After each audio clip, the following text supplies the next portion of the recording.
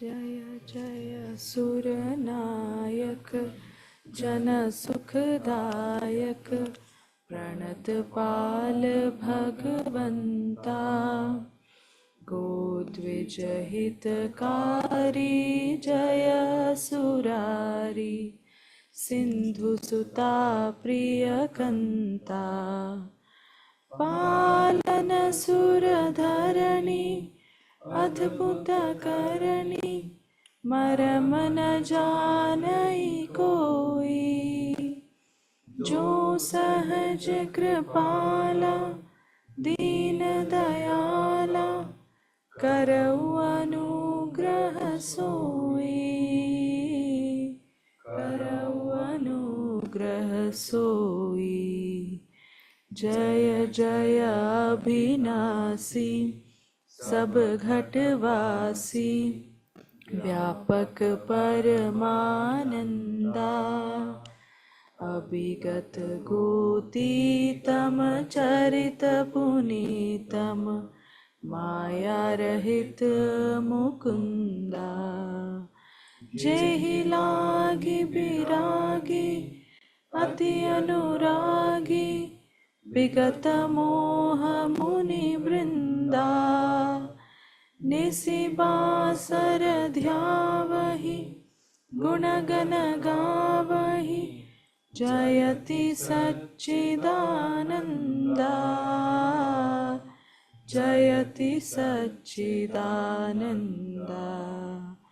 जेहि सृष्टि उपाई त्रिविध बनाई संग सहाय न दूजा सो करऊ अघारी चिंत हमारी जानिय भगति न पूजा। जो भव भय भंजन मुनि मन रंजन गंजन विपति बरु था मन बच क्रम बानी छाड़ी सयानी सरन सकल सुर जूथा सरन सकल सुर जूथा। सारद श्रुति शेषा ऋषय शेषा जा कहु कोई नहीं जाना जेहि दीन पियारे वेद पुकारे द्रवहु सुश्री भगवाना। भव भारिधि मंदर सब विधि सुंदर गुण मंदिर सुख पुंजा मुनि सिद्ध सकल सुर परम भयातुर नमत नाथ पद कंजा नमत नाथ पद कंजा। जय जय अभिनाशी सब घटवासी व्यापक परमानंदा अभिगत गोतीतम चरित पुनीतम माया रहित मुकुंदा जेहि लागी विरागी अति अनुरागी विगत मोह मुनि वृंदा निशिबासर ध्यावहि गुणगण गावहि जयति सच्चिदानंदा जयति Sachchidananda.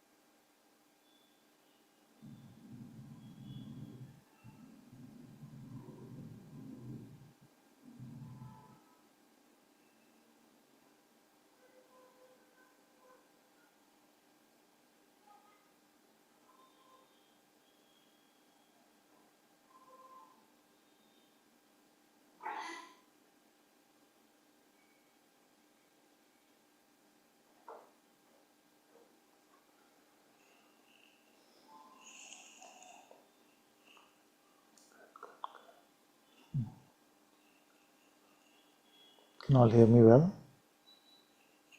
Thank you.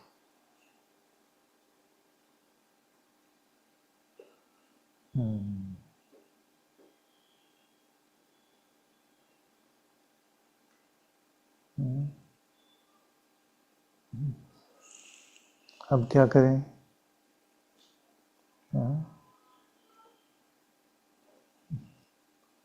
What should we do now?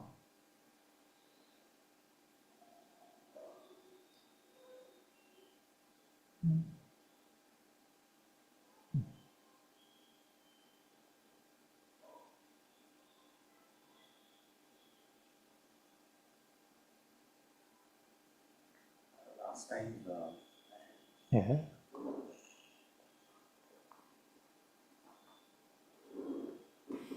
last satsang brought up a lot of stuff on the sharing of that Sangha sister Yeah. and the problem of suffering of seemingly good people for an ununderstandable reason. And if I reflect on my history, I would say that I kind of turned away from God, not in a hostile way, just couldn't figure it out. Like I lost my friend when I was 33, my best friend, and he was an amazing person. And so at that age, whatever little I knew then didn't make sense. And so I resonated with some of the emotions in last satsang. I don't think I have a resolution even today. But where I am is like you said in summary, we can't understand the mind of God, and we are too small or limited in that sense. Which is why, as a second phase of life, what appealed was Buddha's answers to those questions on does God exist? And he smiled, and does God not exist? And he smiled, and he preferred not to say anything. And so my interpretation of that was, okay, so he's just being honest that he doesn't know what's going on, and so let's just worry about ending our suffering and not worry about the entire cosmic drama that's going on. But coming to satsang and where we are being encouraged to lead our lives is to have faith, like you say, in a benevolent, kind, caring, motherly, fatherly God. I intellectually I like that, and there are times where I can feel it, but as soon as some sharing like that happens, I get totally confused. Or what happened in Calcutta a couple of months ago, there's enough stories for us to get confused by. And last couple of weeks I've been watching season 4 of Chosen, and what to say about us in that whole story, the way John the Baptist was ended, and how Jesus himself was helpless and struggling. And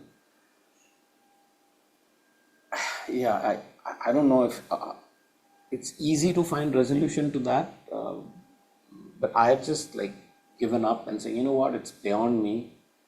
I'm just going to worry about this being, and I find peace, clarity in finding presence inside of myself, and I don't honestly have the horsepower to do more than that. Yeah, I just wanted to share that. I don't know. Yeah.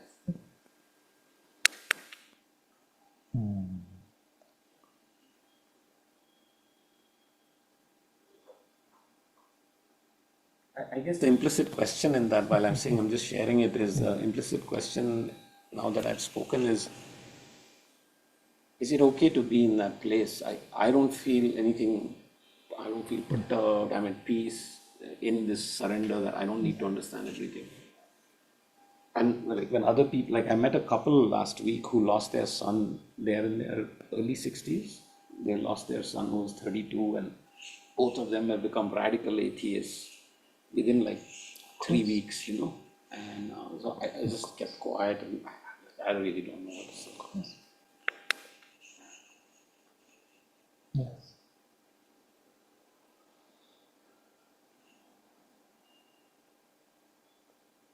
It's a beautiful exploration, and let's see where this exploration takes us today. I don't know if I'm audible enough from the room.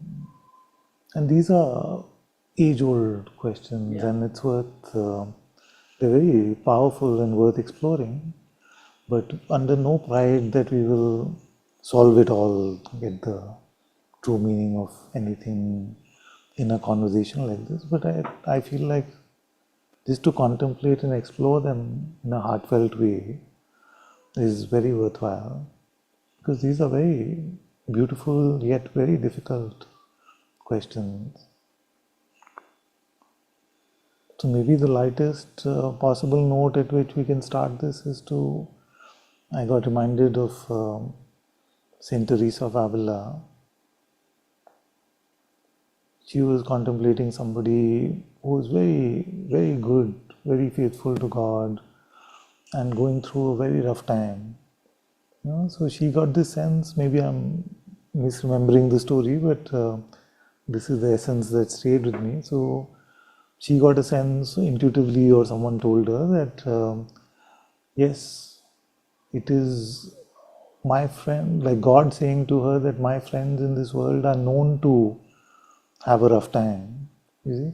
So, and possibly God was talking specifically about Jesus in that case. But then she said, maybe that's why, God, you have so few friends in the world. Because it's very difficult to have faith, especially when we go through times which are tough times, but we can't find a cause. Like we can understand somebody who's bad in our eyes going through a bad time, because we say he did so much bad, so he's going through bad times. Somebody who's very good, going through good times, we can understand and say, yes. You see?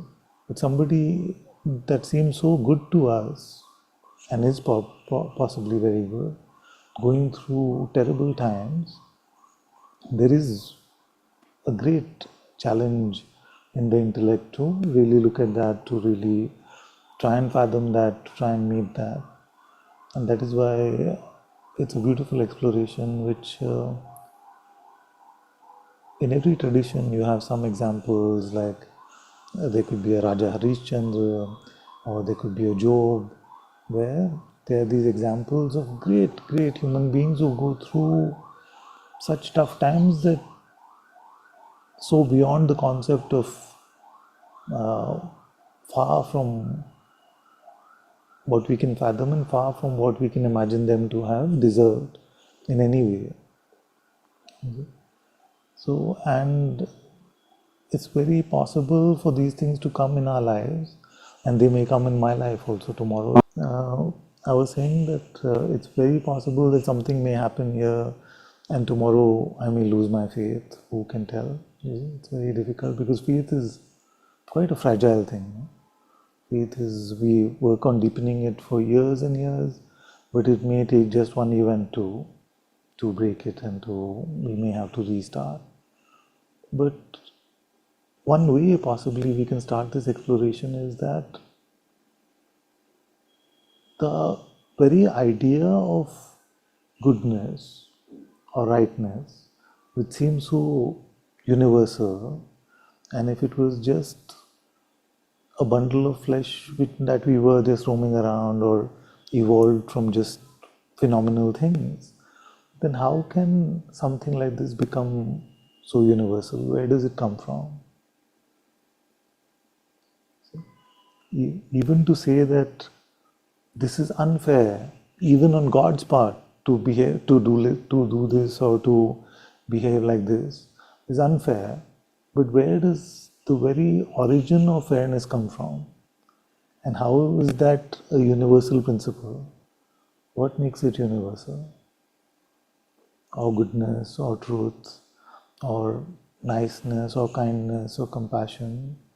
So, like we were saying the other day, that as we live in His presence within ourselves, we find that our outer expression usually becomes very loving, kind, and compassionate. But even those who are not spiritual, even those who may be active atheists, may have to agree that kindness, compassion, truth, goodness, all of these things are on the right side of some equation, and not on the wrong side of some equation. So where does that right side come from?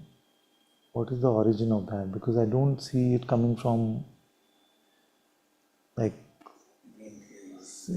single cellular organisms, then becoming multicellular, then becoming this. You see?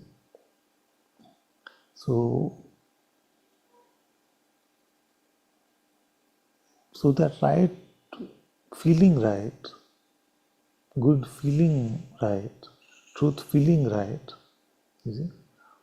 And I was just watching a documentary on a saint Saint Thomas More, who actually gave up his life because he was the last one standing in England in the court of Henry VIII, who disagreed with him.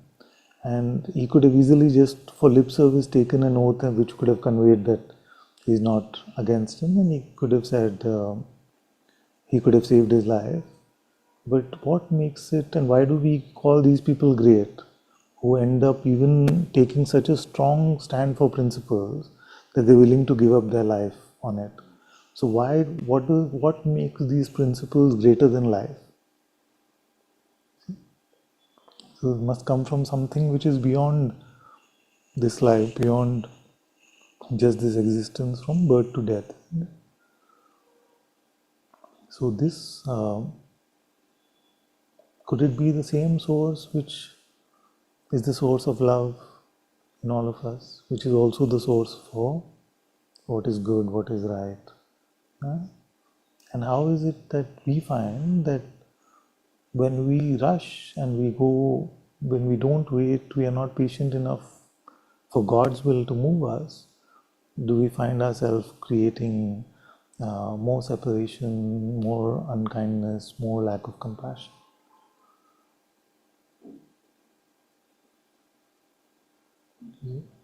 So there is, so let's say that we don't take God to be like a being. We just take God to be some sort of energy field or something like that, which is very popular in the world today. So this energy field seems to guide us on everything that is right and wrong, seems to provide love to us, care to us. The only source of rest is this. The only source of true insight is this. In its presence, we feel deep love. Out of its presence, we feel tiredness and dissatisfaction, and we don't get sleep at night. You see, everything happens away from Him. So I don't see that there's anything that a being should have that this, if it was an energy field, doesn't have. It doesn't seem like it's just some floating cloud which is energetically activated. And if there is, then who has designed this so beautifully? You see, there must be a living intelligence which is at the source of it. So insights from our own contemplations about this, as well as the words of great sages, I feel like can deepen our faith in the living being of God. And because it's a constant exercise in faith, it brings us to a deeper and deeper innocence and a letting go of our limited ideas of what is right, what is wrong, what is good, what is bad. So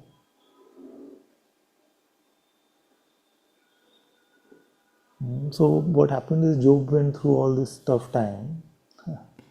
Then his 3 friends or 4 friends came to meet him. And in one way or the other, they all said to him that you must have done something wrong. कहीं तो तुमसे कहीं गलती हुई है, that's why God is doing this. Otherwise, God would never do this to you. You see? Now that is a great misunderstanding of faith. You see? And that's why I don't talk about karma much, because anyway, that's a separate satsang. We'll talk about that separately. So the idea that we can understand the reason for every outcome that plays out in this world, you see, it's too limiting to God's intelligence. Like, and if you really audit the content of our understanding, there's nothing there. You see, at least our conceptual understanding, there's really nothing there. Everything can be argued with, and everything can be discarded if you argue against it well enough. So it is not, our conceptual understanding is not built on anything fundamentally strong. So that's why in the ancient Greeks there was a time where their definition of good or bad was whoever wins the debate. You see, that is right, and the one who loses is wrong. So then another philosophy was that we can't tell right now, we'll see what the outcome is. And if the outcome turns out to be good, then your action was good. But if the outcome turns out to be bad, then your action was bad. You see? So basically, over and over, we admit to ourselves that we don't have the capacity to gauge, because our field of view is so limited that we don't really have the capacity to gauge goodness from badness, good, right from wrong. And if our conceptual understanding was the only tool we had, then all of humanity would be fully lost, which most of humanity seems to be. So, but in my experience, I have to say that the only stability against that way of life, that style of living, is to be anchored to this living presence of the Atma within, to be in the discipleship of the Sadguru presence within, which reveals what it has to. It provides the hard lessons at times. It provides reassurance at times. You see, so that is what I have to say in some sense. And also that as more and more we are starting to live in that, in the presence of this one, it will become more and more difficult for us to say that it's a sort of this phenomenal like energy field or something like that.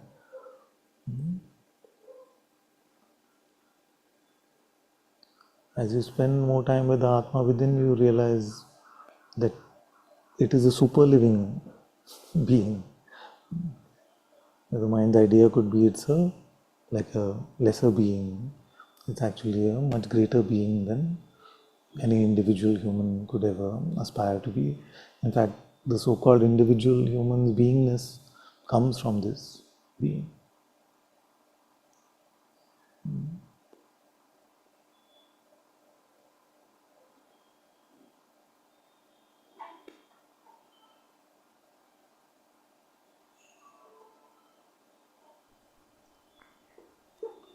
Anandaji, around this topic, Yes. can you put a light on on how to deal with chronic pain, for instance? With If you what? is chronic pain, Chronic pain. it's the deeper meaning, or how to deal with this. I can try. I can try. I'm not certain I'll have good answers, but I have suffered from some pain which has not been persistent over years, but sometimes for some months there's been some pains here. One of the things which is very clear to me is that an accepted pain feels a lot less painful than a resisted pain. A pain which is not fought against seems easier to manage, met in the spaciousness of being. You see? So let's look at pain as a set of sensations. So you observe these set of sensations and you start to realize that your being has infinite space for every sensation to come, and there is room for it. And the being is not actually affected that deeply by the set of sensations itself. In fact, I don't know if it is possible for us to have more pain than the being can manage or handle. So I feel like there would be a loss of consciousness if that were to happen. But when this physical sensation of pain gets mixed up with when will this go, why am I having this, it's been so long, it's so unfair, all of this, then as a when we are fighting a tennis match against these two players in doubles, then it seems very, very difficult to manage. You see, when the mind is saying da da da da da, and the pain is beep beep beep beep beep beep, asking for all the attention, you see, then it seems very, very difficult to manage.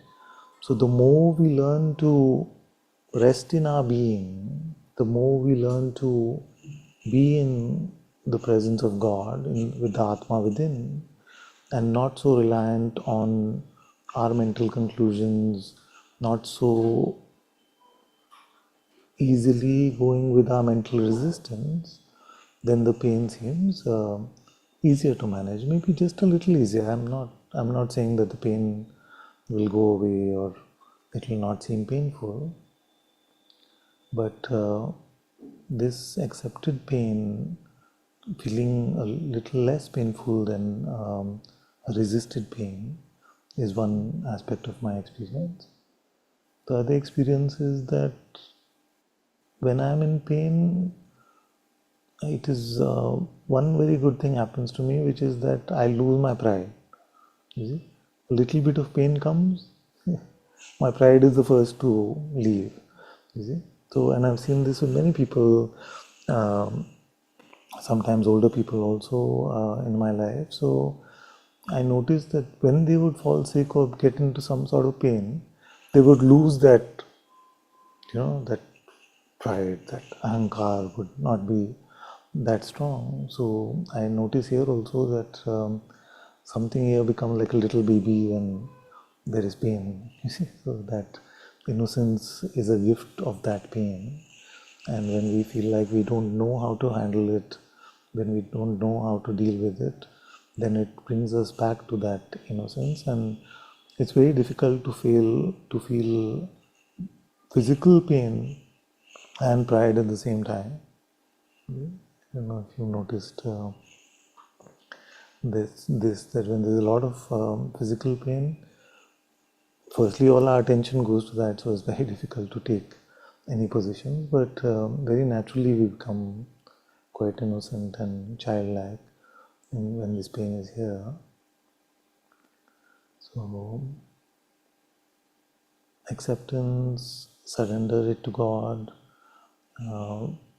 use it as an opportunity to deepen in our love for God. To Kunti said, she had this prayer, she said that I don't pray when I'm not suffering, but I pray when I am suffering. So if it is suffering that makes me pray, please Krishna, give me more and more suffering. This is very easy from here. I'm saying about myself that I can have lip service about this prayer, but can I truly mean it from my heart? There are some moments where I can and some moments where I can't. I'm not going to sit here and say that I can always mean this prayer from my heart, that give me more suffering if that brings me closer to you, God. But sometimes it does seem true.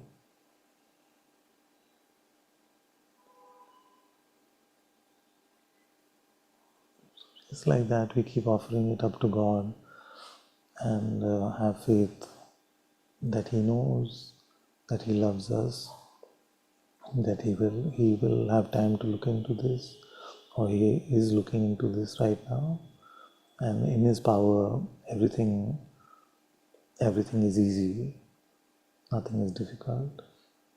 So in spite of all of these things, if this pain continues, then at some level we have to have faith in Him and this pain.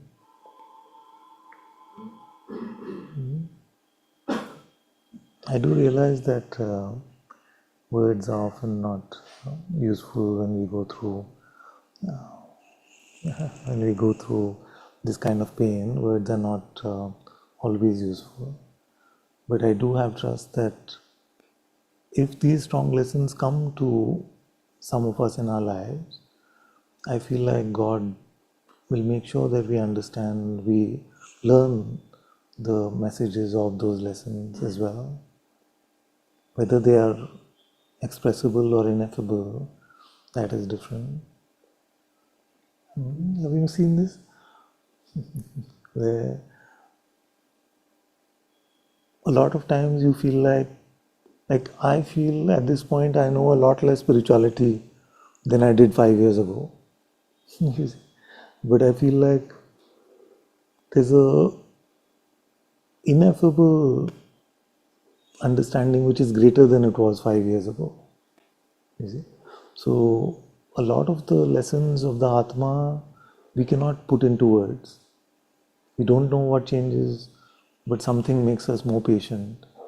We don't know what changes, but something makes us more loving, more kind. We don't know what happened, but we don't pick anger and frustration as often as we used to. You see? So can I say, okay, this is what happened. Sometimes, like we may say that God sent me Anand Mahima's video where she said, "Don't get angry," and since that day, I made wholehearted attempt to not get angry, and I don't feel like I've truly lost my temper.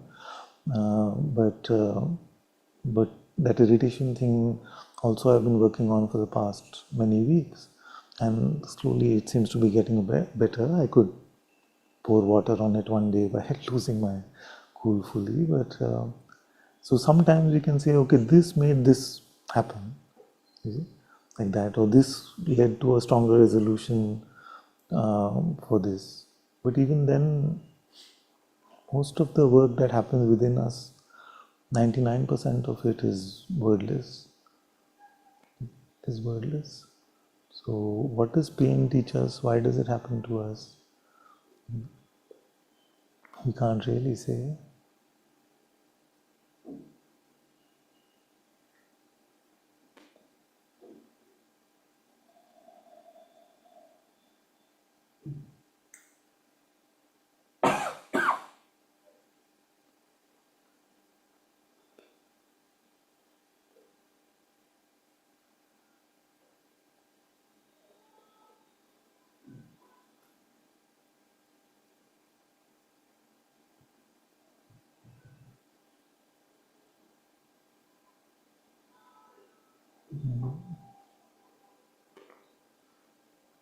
We could easily say, like I could easily have said 10 years back, that we can look at everything as a gift from God.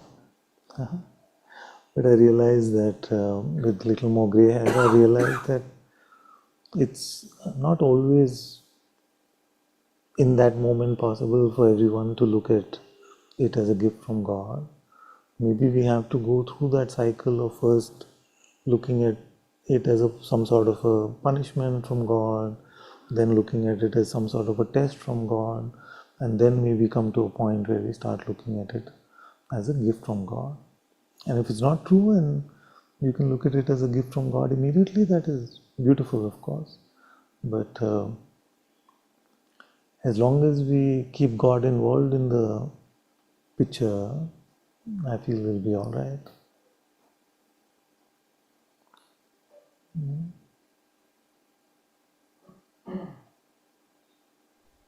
Thank you, Master. Thank you for this sharing. I really can see it as a gift from God, but also to see that this opposite of being fully in alignment with God and only in love and in bliss. And when the pain comes, it triggers being identified with the body, or anxiety shows up, or this. So it's in the background, always seen as a gift. So this reminder is very, very helpful. Thank you so much. Thank you, thank you, thank you. All my love, all my love. Thank you, thank you, Bless you, bless you, thank you. thank you.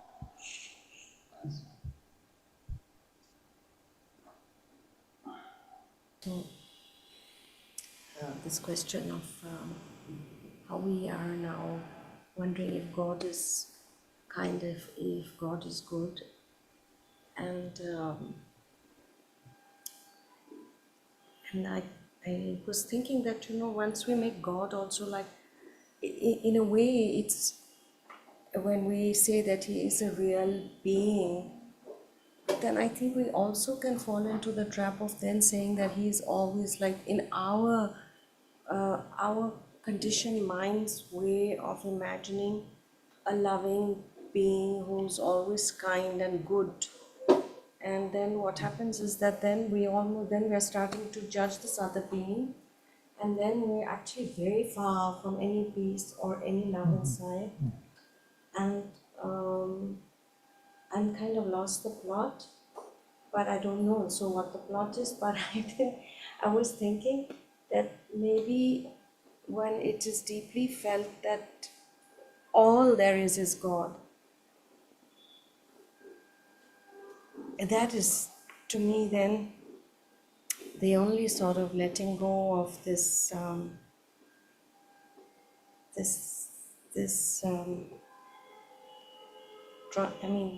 this intellect even trying to understand. And And I was thinking also that, this we call presence is actually absence. It's absence of me. It's there always. It's not anything that's come visiting. No. And so God is all there is.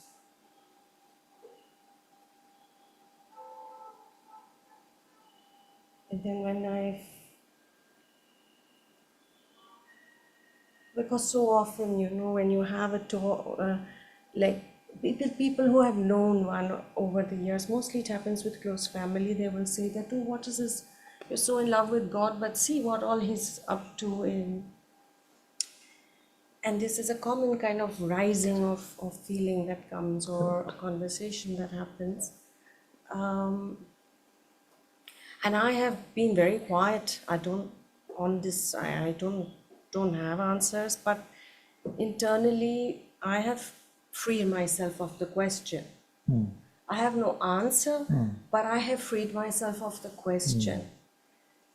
Yeah. Because it did me no good, and it was a very odd thing that I am sitting and judging that which is the only truth, and then actually also finding sometimes that when I'm like I just actually lost everything in doing that. Yeah, and I was thinking also that, see, when we say that, we make so we if we give the same judging to ourselves, Exactly. I've broken people's hearts, which I think is very serious, more than even killing someone. Sometimes it's a painful thing, mean to people, and then I come back, and God is there. He's if I oh, and so it's like He's not saying, hey, listen, you did all this nonsense, now go be Lord, now don't, why are you coming to me? So I don't know, these are just my thoughts, and I wanted to share that I think sometimes it's okay to, that's it, that's all. That's right. This is very good contemplation, and we can talk about which questions to leave and which questions to keep in a moment. But one of the things that is being contemplated here ever since we got Aslan is that, and I shared also in Satsang, so unless you are someone who feels that all this intelligence, all this light, all of this beauty of life, all of this came from just a nothingness, and a sheer inertness led to all this activity and all this light and sound, which is very difficult to believe actually. That from a sheer, not the no thing of spirituality, but a sheer limboic, nihilistic nothing is led to intelligence being born, and then all of this coming from just like a dark empty room or something like that. So I feel like it's quite reasonable actually in the world to just presume that there must be a greater intelligence which led to this intelligence. You see, because for the smaller to lead to a greater is quite strange, even for our intellect. No?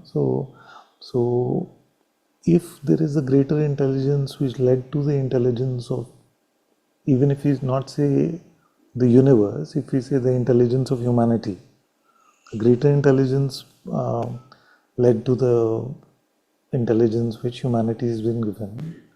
So as a gap between that intelligence and human intelligence versus the human intelligence and the intelligence of a dog, who's our new baby now, Aslan, which would we say is a bigger gap? Between God and humanity, if you're being quite straightforward about it and not stupidly proud, because we have no idea about how any of this happened. So now the contemplation was that what can I do that will make Aslan understand that that injection that he's getting is actually for his good. When we took him to the vet for vaccination, what is it that I could do that will really explain to him that this pain that he's feeling and this scary needle that he's seeing, all of that is actually for his good. And I realize there's nothing. I may mollify him later, I may give him a treat, may distract him from the pain, do all of that. But there is, because the different, and it could be an infant, it doesn't have to be human and another species, it could be an adult human and an infant who's being vaccinated. It's the same gap in understanding is there. You see? So if the gap between humanity and the supreme intelligence is multifold, that would exist between humanity and a baby human or another species, but it's not always the case. But let's suppose that this is the case. Then what could God do to make us understand how this world functions, or what is the basis of things happening and why things happen to us? If my new child cannot understand me as a parent, that which is a human mind and intellect has no chance of understanding such a great intelligence, which is the birthplace of this whole universe. That is my contemplation about this, that our expectation of intellectual or conceptual understanding is a bit far-fetched, and very often the cause of suffering with the why question. The why question is usually a big invitation to trouble and suffering. But does that mean that all this questioning is bad? I don't feel it is, because it is these kind of questions that can also lead to insight, it can also lead to faith, it can also lead to kindness, honesty, looking at the blind spots that we have. But I would say that the method of questioning can change. So what is the difference between contemplation and just thinking about something? Like literally the difference between Advaita sadhana and just what the world calls contemplation, or just thinking about, just sitting and thinking. So that's why we have these notebooks now and things, because I don't want you to sit and think in satsang, but I do want you to contemplate.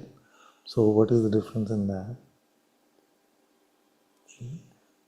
You bring it to, you deepen in the discipleship of the Atma by allowing the great intelligence in your heart, your Atma, to guide you, Atma Jnana, to bring you whatever Jnana is sprouting at the surface as well.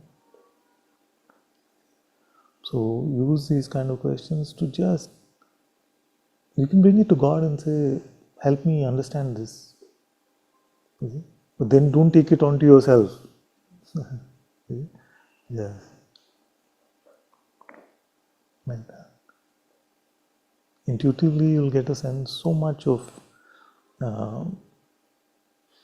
this intelligence, but fortunately or unfortunately, the human vocabulary does not give us the words or our ability to conceptualize and share messaging. This can scratch the surface of what we are understanding much more deeply. So, but we do grow in that way within ourselves.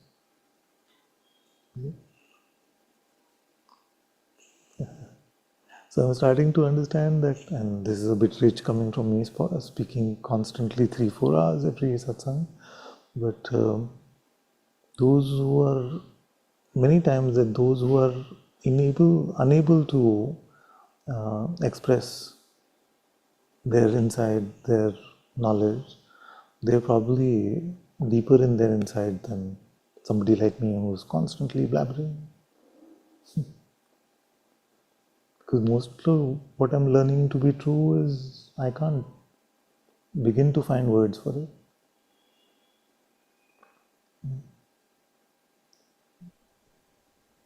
So even that, the only solution is to leave it to God and say, give me the words that need to be spoken here to be of any sort of help or service to my brother or sister.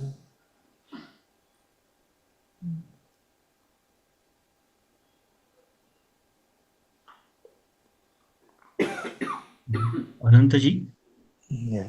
yeah, I have a question. Yes.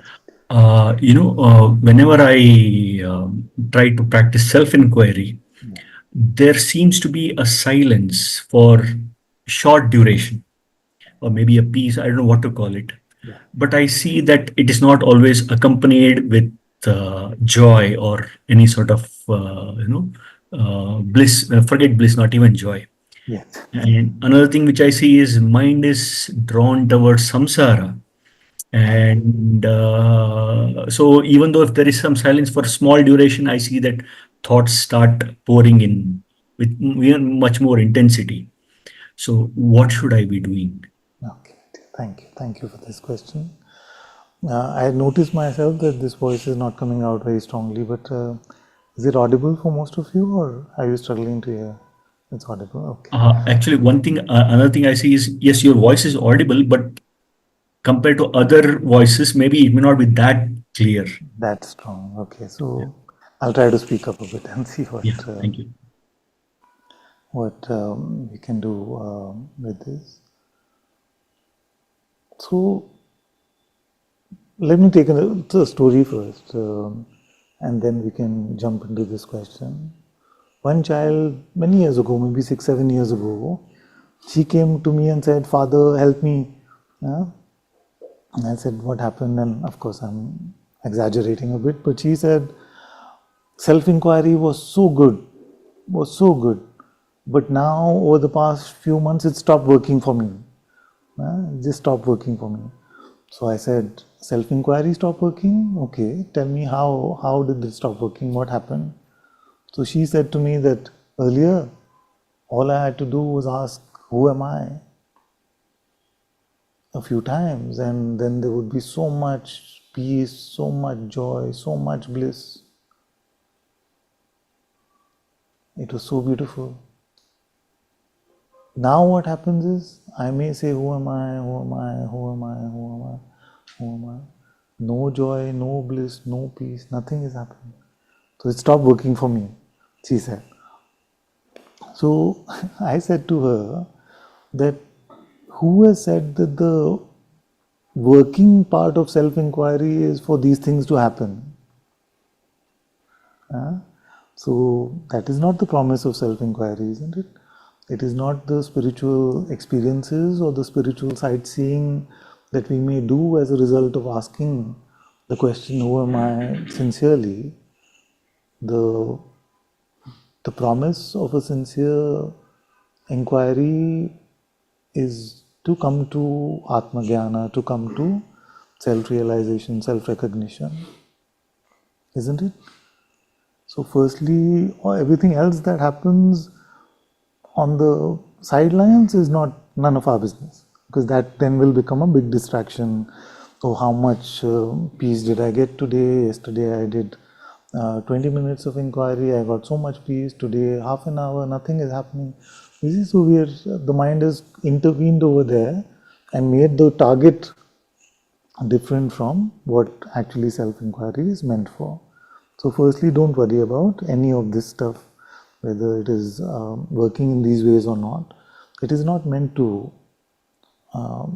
give us any phenomenal benefits.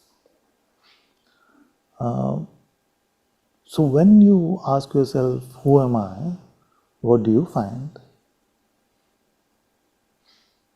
I find that the thoughts subside, there is a stillness, and that's where it stops. Yeah. So thoughts go away, which is the same as there's a stillness. So the thoughts go away. So that, let's look at that as a change happening in a phenomena, because thoughts are also in the realm of phenomena. So this phenomenal change happens.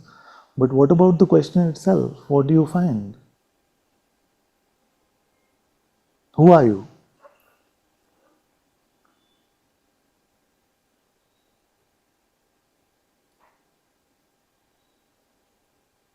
there is no answer. Yes. Yeah. This is the beauty of self-inquiry,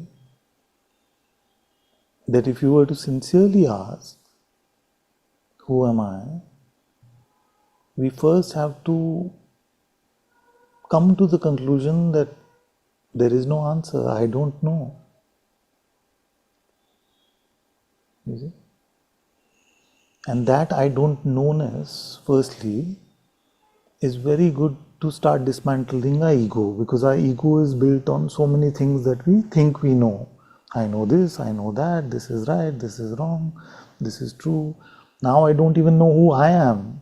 So who am I to know anything about anything else, or whether somebody else is doing the right thing or wrong thing? That itself starts to give way. So our pride leads to a humility, leads to a deepening in surrender, because you realize that the basic construct of knowledge, which is knowledge about who I am, that itself my mind intellect does not have. Isn't it? Otherwise you would be able to say, I ask myself, who am I? And tada, here is the answer. This is what I am. You see, I am Brahman, I am Nirguna Brahman. And I'm very happy you didn't say any of that. And I'll be very happy one day when you do say that. But when it is just spoken conceptually, it will just get in the way. So, firstly, to recognize that in my mind, in my intellect, I don't know who I am. Is that what you're concluding as well? Yes. You don't know, isn't it? So, now, all the sages, all those who have come to recognition about who they are, have also told us that they did not find it in their mind and intellect. Isn't it? Nobody has said, I asked who am I, and like, who was it who came out shouting Eureka, Eureka? Archimedes. So not like Archimedes saying, I have got the formula now. You see, Nirguna plus Saguna equals Jivatma, some nonsense like that. Nobody has said that, isn't it? So, then if the answer is not to be found in this mind intellect, then where is that answer to be found? That is the question to ask. No? And this process of asking it that way happens naturally because you've given up on your mind intellect, or mostly given up on your mind intellect, because you ask, who am I? And maybe you asked for a few years, and even in spite of asking that, there is no answer which is palpable. So because that happens, it could go both ways, where you could start saying that who am I doesn't actually give you answers, it just makes you peaceful, so it's like some sort of peaceful practice or something like that. Or you could say, no, I can't find it in this way, but how then can I come to Atma Jnana? How then can I come? So the more we've given up on our intellectual capacity, our mental capacity to answer this question, the more we remain in the stillness, like you started your question with. When you remain in the stillness, then the Atma's Jnana is starting to shine through you. You see? And stillness doesn't have to be the complete absence of mind. It doesn't have to be a complete dissolution of mind. Stillness could just be a simple allowing of the mind to come and go, with not grasping into any of that. So, as you remain in that not grasping, then you access a deeper space, which is the Sadguru's space, which is the Atma space. Why is it called the Sadguru? Because the Guru is the bringer of light. Now, you haven't heard me probably say this before, but most of the others may have, where there's enough light and electricity in the world now. So what is so special about the light of the Guru? It is that only light which brings light onto that which is unperceivable. No other light in the world can do that job, because it can shine a light on that which is minutely perceivable. You may see a molecule, an atom, some quantum particles, all of that also you may see. But the unperceivable you cannot recognize unless it is the Guru's light which is showing you. You see? So the more you are sincerely asking yourself, who am I? The more you're giving up on your mental ability to answer this question, the more you are remaining in the light of the Atma within, which is the true Sadguru within. And to remain with him is all that we can do for Brahma Gyan, for Atma Gyan to happen. So don't give up on your inquiry because of what is happening in phenomenal states. The job of the inquiry is not that. The job of the inquiry is to bring you into the refuge of the Sadguru within. You see? By showing you that your mind intellect is not able to answer this question. So, firstly in the world we recognize that through my perception I can't answer this question. We see that it's not possible perceptually. Then we feel that, okay, let me take it because I enjoy the intellectual part of spirituality, so we think Jnana Yoga is more for the intellectual. Actually, it is the opposite of that. But it's a good way to draw us in. So we feel like to ask myself, who am I, will one day lead to some sort of conceptual answer coming that I see that I am that. You see, that it's so strongly a conviction that I am that. So many are doing the inquiry wrongly, waiting for some sort of belief or strong conviction to happen in the mind that I am that. You see? So it's not about that. It is to meet that knowledge which is beyond the perceptual knowledge and conceptual knowledge. So beyond senses and beyond thinking, there is true knowledge which is Atma Gyan, self-knowledge with the capital S. So you have to just keep at it with as much faith, as much devotion, as much trust in God's grace, because the Sadguru presence within yourself is His presence. So if you continue at it with sincerity and commitment and faith and a lot of patience, it has to bear fruit. It has to bear fruit. Anantaji, the next question is, you said about sincerity and patience. Firstly, the pull is towards, maybe 10% towards this and 90% towards the samsara. So I don't know where to generate that sincerity from. Yes. So find how you got from 0 to 10 and do more of that. I think that happened rather than. It will happen. That's true. Most of it is grace, but just simple things, just simple things. So if you practice self-inquiry every day, there will be many days where you feel like, no, today there's too much work, there's some project release happening, something is happening, I can't do it, you see. But just those small things, okay, let me sit for a few minutes at least. So these simple, small steps it'll just keep growing like that. The more steps you take away from it, the less you will seem inclined towards it. The more you get on the mat, so to speak, the more it'll carry its own momentum. So remember that Maya, samsara as you called it, has its own momentum.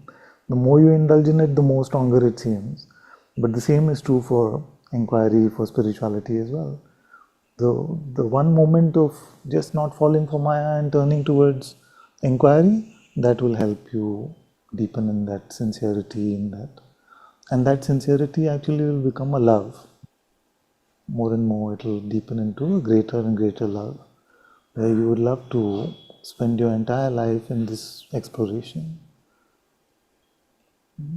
Yeah, one more question. This is more out of curiosity per se. Bhagwan says that the greatest obstacle towards enlightenment is our notion that we are not already enlightened. Can you please elaborate on that? Yes, my dear, Yes, yes. So,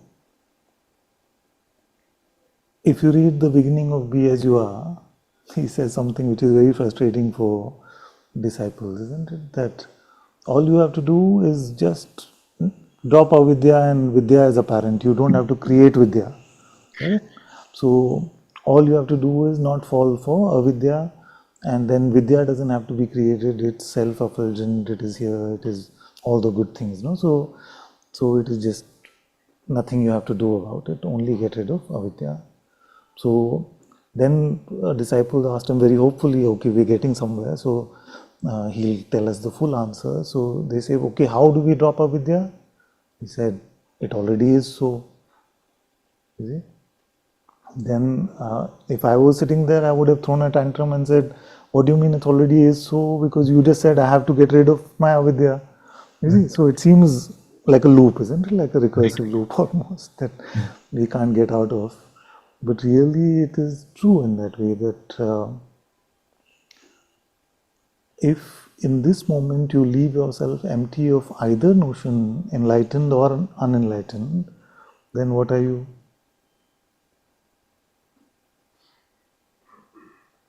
Where will you go for that answer?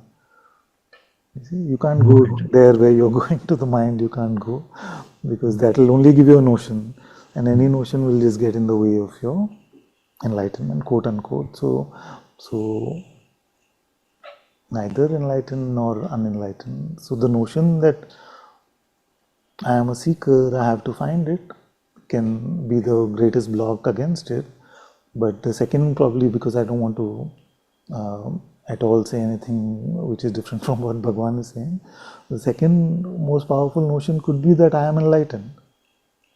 That gets in the way of enlightenment. Right. So just notionless as much as possible.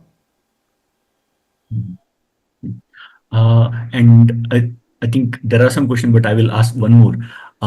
One more thing he says is, instead of relying on the guidance of God, we tend to rely. I mean, this may not be the exact words. I'm paraphrasing. Instead of relying on the guidance of God, we tend to exert our will. Yes. So, and I think you have said something on some YouTube video also about to rely on God's will. But if you could please summarize that also. To rely on God's will. Summarize is difficult. We have many satsangs where often I've looked at this as the very root of spirituality. So, to distinguish between my will and God's will, firstly. So, let's try to summarize since you're asking. What is your will? How do you know what is your will? Whatever comes up instinctively or impulsively right What now. comes instinctively, mentally, conceptually. So let's put it in simple words. What I want is my will. What I want is my will. Now, am I able to leave that aside and wait for my Atma to guide me? That is God's will. How exactly? Just out of curiosity, I am in the restaurant and idli or dosa. So how do I pick? Well, not that that's relevant, but still. No, exactly. So don't pick in your mind.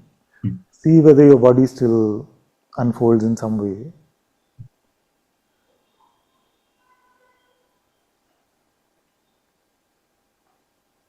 Like try it now. Don't pick what you want answered next. Allow the greater intelligence to use your body as an instrument and allow that to be undisturbed by what you want.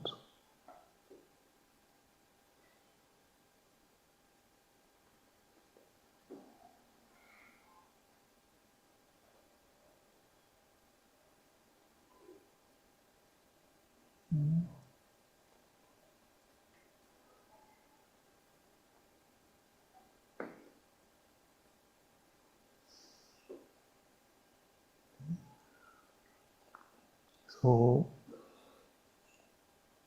Our inquiry helps us to deepen in this, and deepening in this helps our inquiry.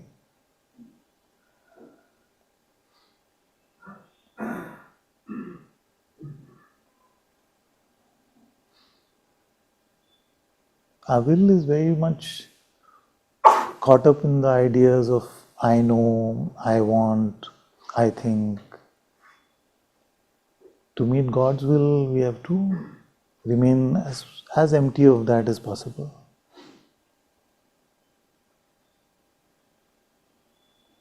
It's scary because you may feel like if I don't have the right answers, then the world will take me for a fool. What if I just leave it to God and everything becomes a mess? You see? So we have to deal with all of these fears, and that leads to a deepening of faith. Then you realize that actually I could always have relied on this holy parent to carry me throughout my life. I didn't have to rely so much on my limited knowledge and understanding. Can this question be asked for everything, whether I should drink water or not? Everything? Yes. If you had two wills to pick from, one belong to God and one belong to you, at what point would it be appropriate to leave God and go to you? Right. When the choice seems to be trivial, then perhaps the instinct is okay. I don't disturb God. But when it gets difficult, it gets hot. Yes. Yes. So we have no capacity to be able to make that distinction. And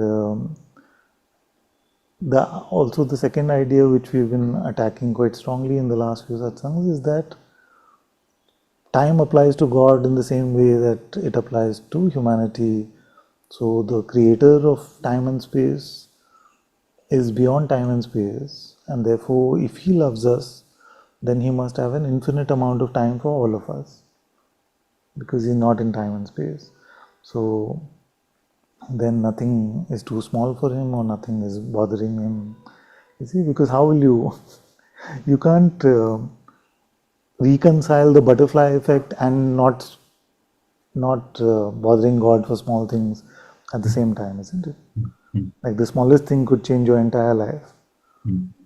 So we can't really, and maybe the mind's trick is to tell you, but this is small, don't surrender to this to God. Right. This you Right. can manage. Right. Okay. One last question. Please ask. Actually, I want to meet you. If it is okay, I'll get your contact from Jyotima or someone from the WhatsApp group. And perhaps, I mean, I think you live in Bangalore, I live in Hyderabad, but I want to meet you once, if that's okay, Always please. welcome. You're always Okay. welcome. Always. So I will contact Jyotima and I'll get your contact. Yes, my dear. Please do that. Okay. Thank you. Thank I you. look forward to this. Thank you.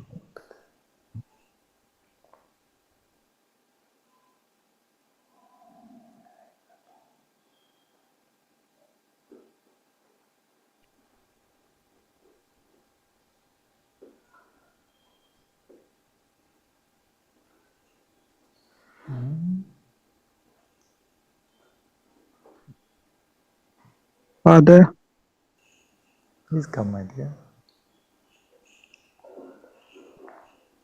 actually,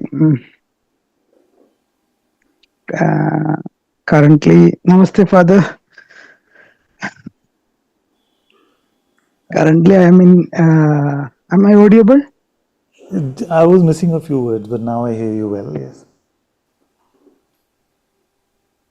Thank you. Thank you, my dear. Thank you for everything.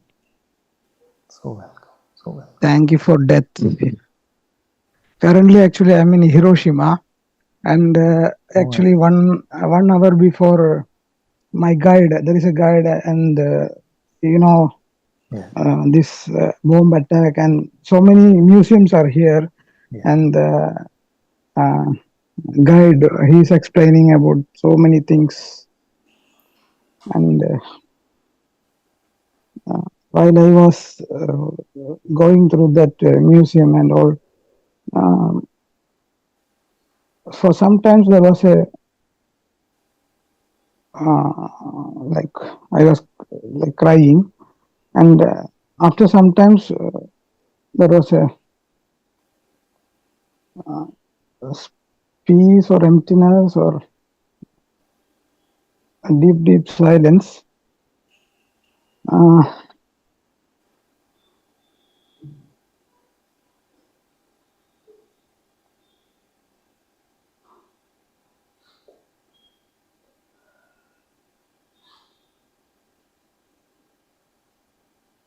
if I am no, I will leave this body some days or some years later, and while leaving the body, I will try to do inquiry or prayer or both. First, I will try to come to the emptiness. Then I will try to pray and allow your will to happen. Whether I take next body or whatever is your will, let it happen. And I try to surrender everything to you.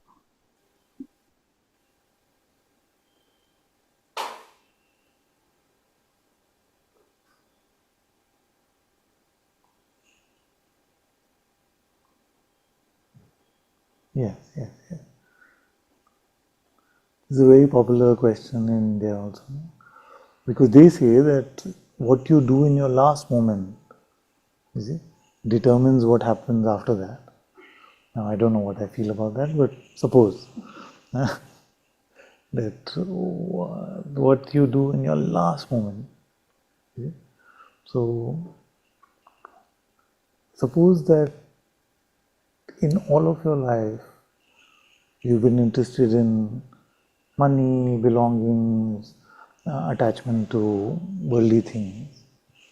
Then do you feel like in the last moment you will have the ability to just turn towards God? That I know that all my life I've been attached to worldly things, but this is my last moment, let me go to God. No, I don't feel like it happened that way. Because in the last moment also then you will be like, oh, I have a pot of gold hidden over there. What is going to happen to it after it will be lost? Somebody will take it. All this kind of idea may come. So basically, my feeling is that what has been most important to you in your living life will become in your focus in your last moment. So if God has been central to you, self-inquiry, self-knowledge, truth has been central to you, then your focus will be that in your last moment. So the time to work on that is now for all of us. Only now can we work on our last moment.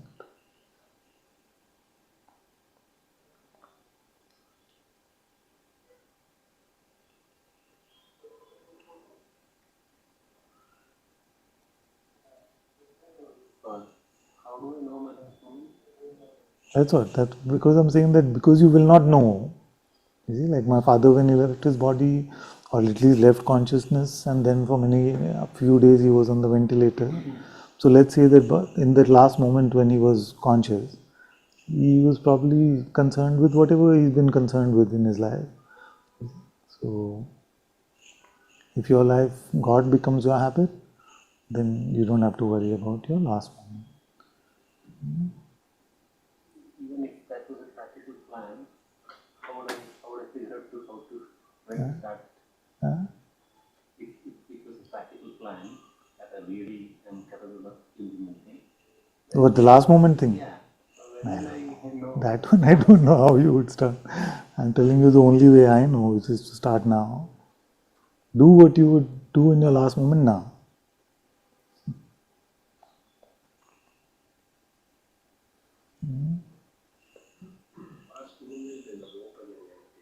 Last moment is open.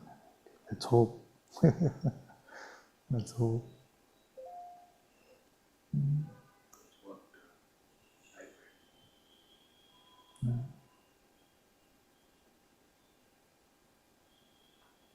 Is it really so important in the last moment? That's why I said suppose, because I don't know any of this. Whether the last moment has some special significance, I don't know. But I'm saying, in the spirit of the question, if we suppose that it is very significant. Yeah.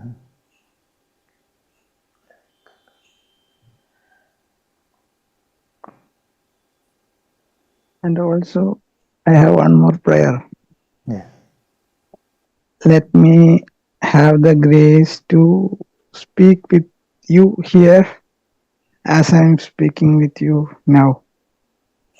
Let me say, after coming to the emptiness,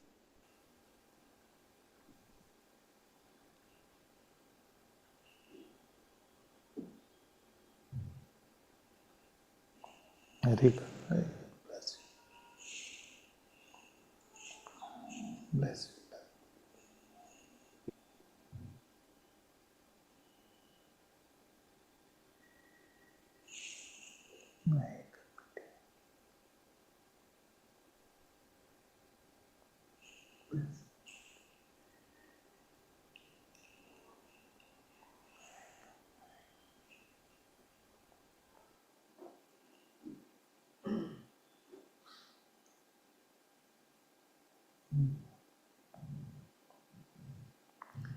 Some similar requests are coming in the chat.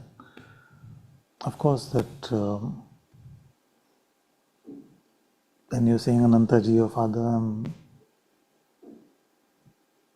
just fully aware that we are speaking of the holy presence in our hearts, His holy presence.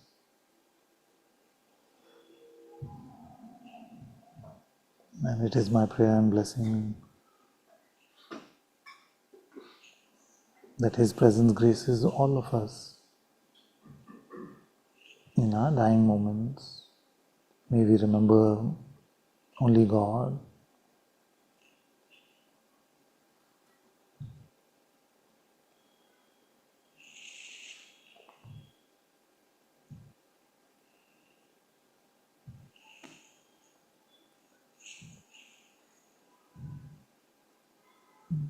Bless you, my dear.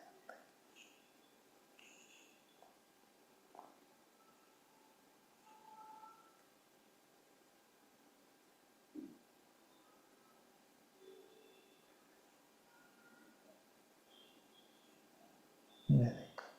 Can come, my dear. Sajid. Hi, Ananta-ji. Hello, hello, my dear. Very good. Thank you for this sweet grace that is flowing in our hearts in your satsang. It's, yeah. Very good. Mm, I wanted to um, say something about the subject, also in the spirit of surrender, and then see if also you have something to share.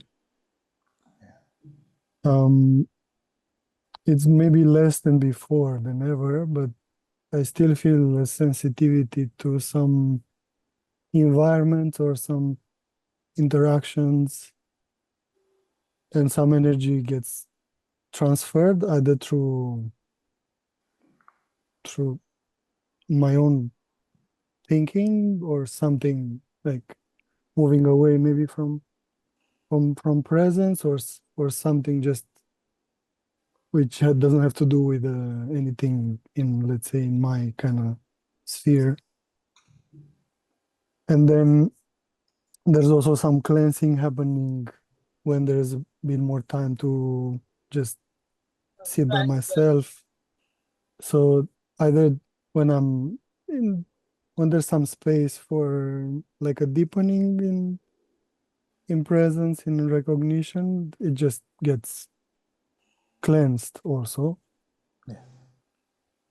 And I imagine, for if it's for me like this, then for you it must, because for sure you have much more interactions, and I also was thinking when you went to this Otoraja place and meeting so many people who maybe like if you want to share something about that, because how I find it in me, when it becomes a bit too much and I sense something is off in the body, I know it's time to have a like to shut down from the world a little bit and just see it and not give any mind to it and just not give as much as possible. Yeah, just surrender and just being in pure perception without any meaning, and then it melts back into consciousness. In the same time, I feel something can continue this play, which is a certain preferred state that a personal me can have with this thing, like, oh, I want my clean state to always be there and to have a sense of peace and just lightness in the body and mind and no kind of. So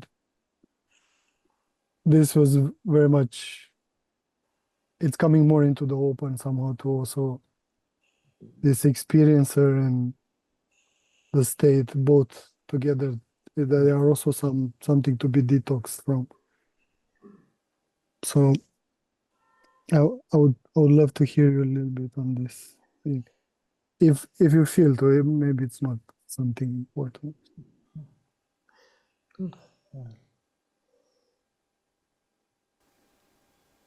Sleep is very good.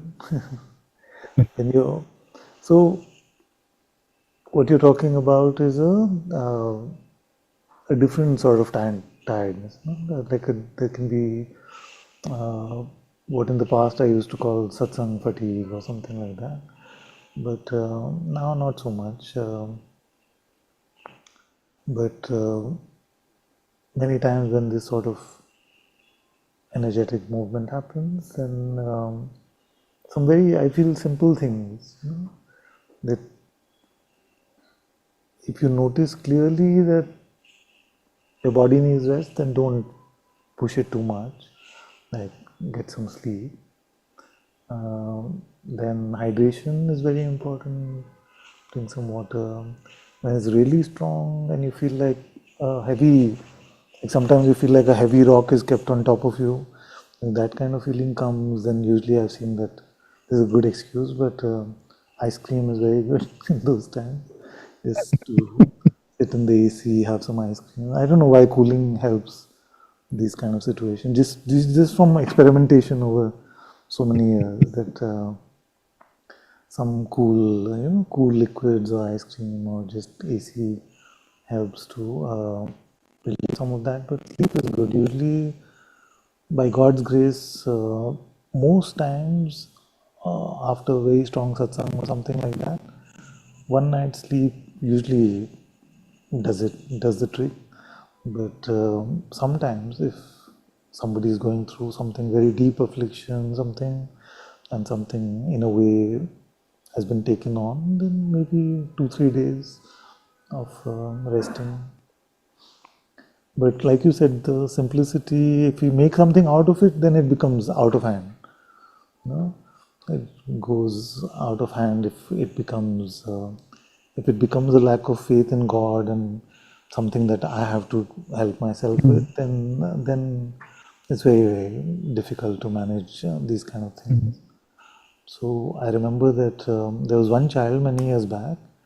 She said she was already sharing like kind of satsang, and what she found is that her body is getting very tired. All that heaviness, all of that seems to be attacking her, and all the energy seemed to be closing down. So I said to her that this is in a way the life of a teacher, that you have to feel happy if you are going through it rather than any of your children are going through it. You see? So she very honestly told me, no, that is not what I wanted. You see, I can't, that's not for me. I just wanted to share some Advaita, and I just wanted to share some of this stuff that I learned. I'm not happy to take all this stuff on. So I said, then take a break for some time and then see what you feel after a few months or years, what you feel about that. Because the sharing of God, really, I don't want to sound utopian about it, but that feeling that rather me than another brother or sister, that at least some percentage of that has to be there. You see that if any of my children have to go through some of this, why not? It's easier that I go through it because just God is taking care of things. So just this sense of, and I don't want to sound like fancy or some sort of martyrdom type idea. It's just in simplicity, every parent would say that don't give it to my kids, give it to me. So the sharing of satsang is primarily sharing without pretense from your heart and in the spirit of just this love that everything, every affliction of your brothers and sisters belongs to you now, and you would rather take it on. So, yeah, and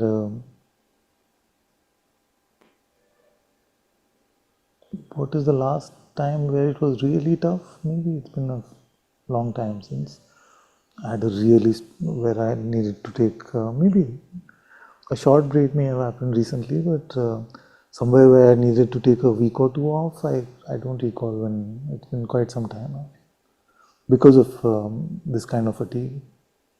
So it's God's grace. I don't know how, because it has to be done by God. So, but these Yes, simple things are good. Are good. thank you for sharing.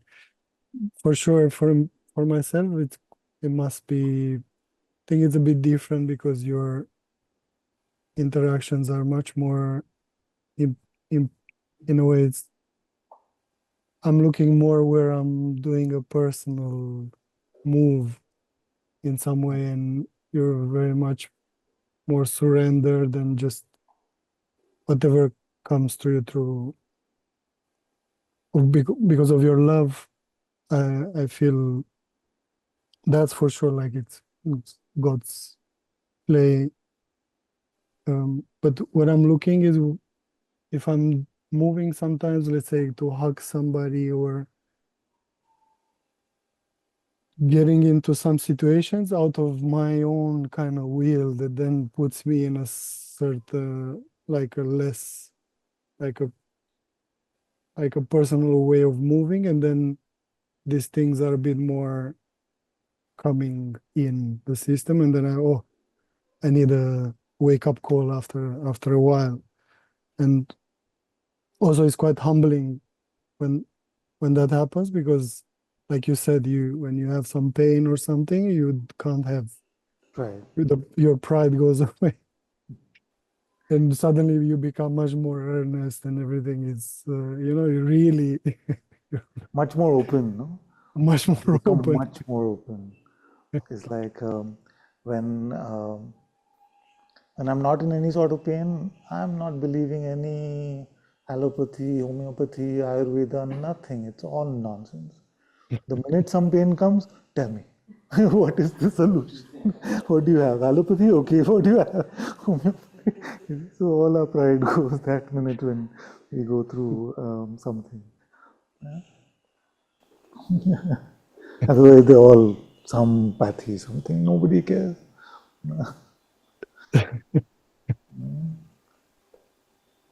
Yeah.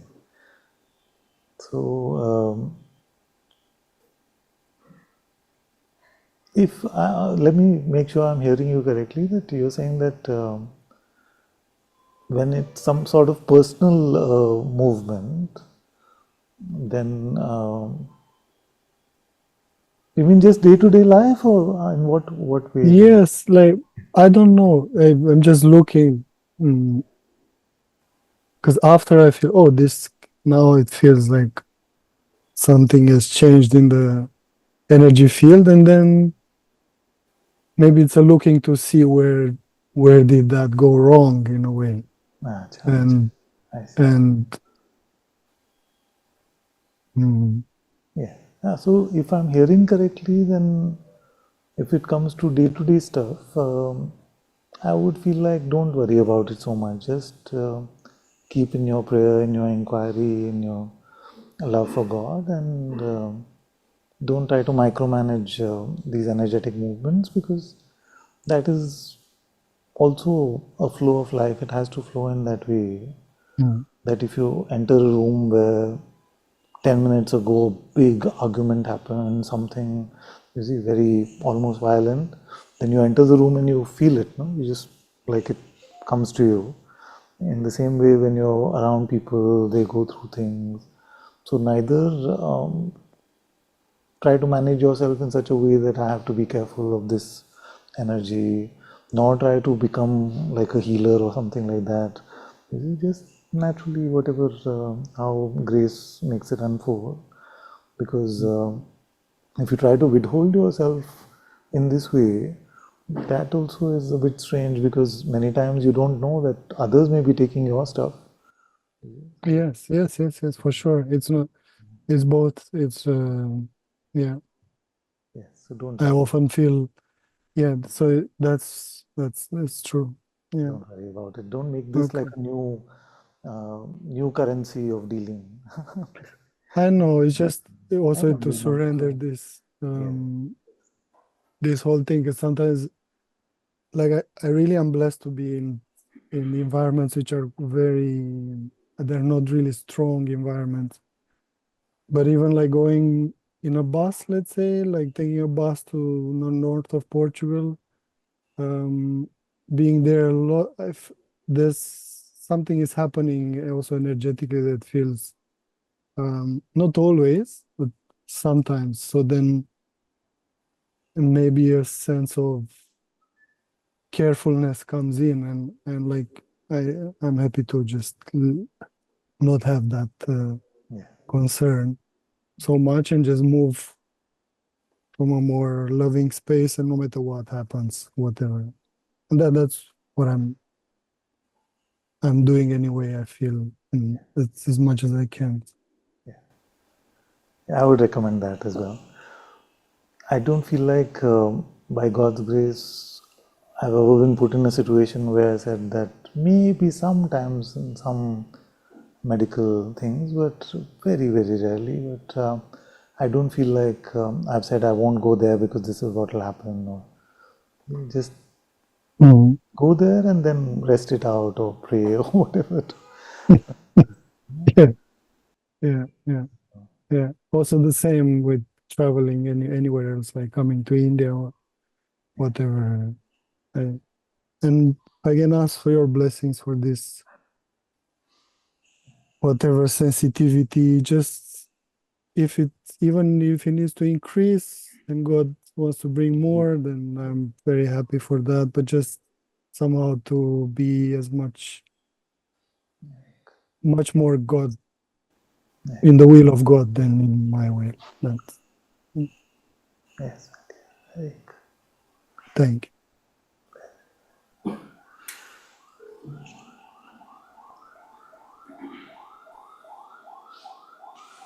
I'd taken the kids to the London Science Museum last week, Sure.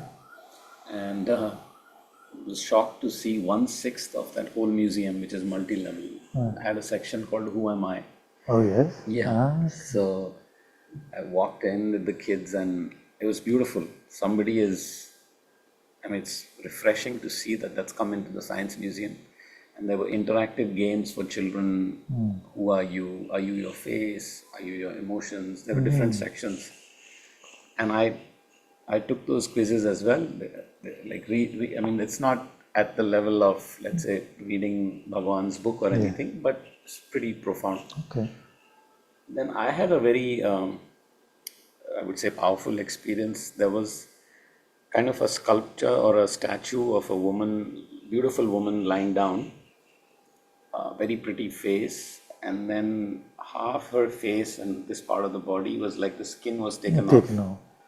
and you could just see an eyeball and a Oh. brain and the optic nerve and the jaws. Yeah.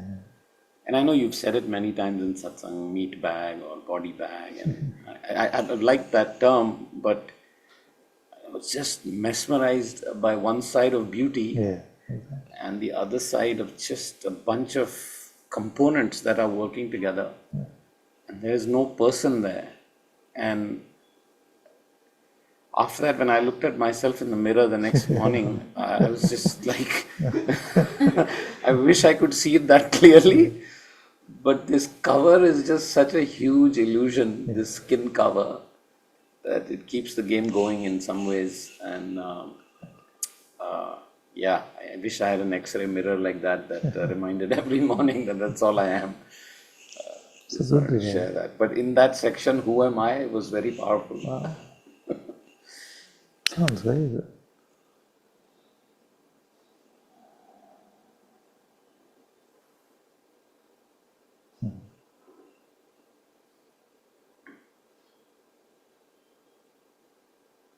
The Buddhists are very, very strong about this. Peel off the skin and meet everyone as if they're without their skin, and we just meeting what, then see if you still have lust or something like that. They're very, some parts of Buddhism very strong about this.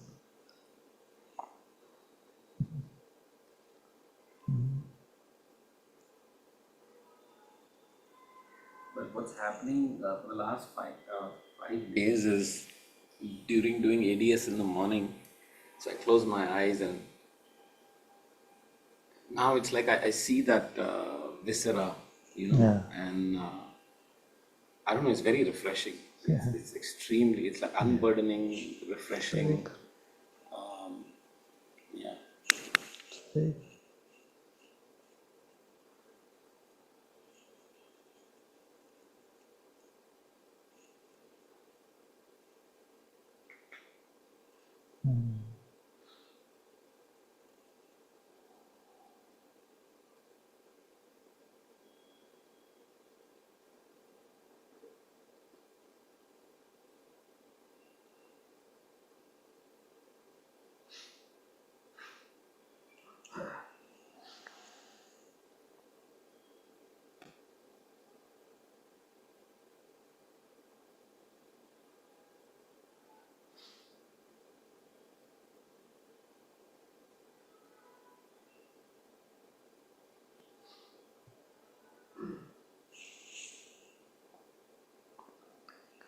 can come, anyone can come. Go. Okay, let's go to Samia. Father, Hello. I just want to spend time with you. I miss you Yes, Vijay. because I'm working. Thankfully, I can join satsang, maybe not so deeply, but even this I'm not sure, Father, because when I had the time, even at home, distraction was happening, within or without, even no one else at home. Like, so that's why, of course, it's more strong, like when you are in work, but I don't know, it feels like it's good now, and yeah, it feels like a new challenge, and I'm happy about this actually, and it goes well. Very good, very good. Yeah, and actually I wanted to give little bit reports, like Sajan also was sharing, and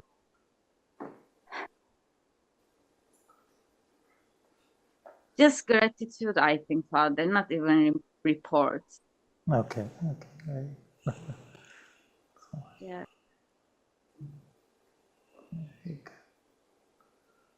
Like, I'm just so tired these days because I did not sleep for few days, only few hours I slept, and and I'm just so active. I'm just so social, but I don't feel personal, Father, when I say social. I mean, I'm speaking with people, but I don't feel person. I mean, I feel just, it's just so natural, you know, it just happens by itself. So it's not so tiring. Of course, Yeah. like in general, I'm speaking. Yeah. I'm just so active. I'm in the middle of the crowd, like just so crowd, like my all days are just full, Father.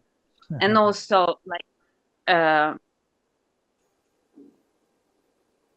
intimate relationship as well. Just my whole days are full, but I feel so blessed to be able to handle with this now. I mean, it's not me, of course, but I don't know what kind of blessing upon me and what God did, because it was what I was asking. I was not happy with my just incredibly controlled life. Like everything had to be on control, but now it's just so happened by itself, and there's a space to handle with all this. So that's why I'm saying more, it's just a gratitude. I just want to offer all my gratitude because I asked for this, and it's wonderful to be with God.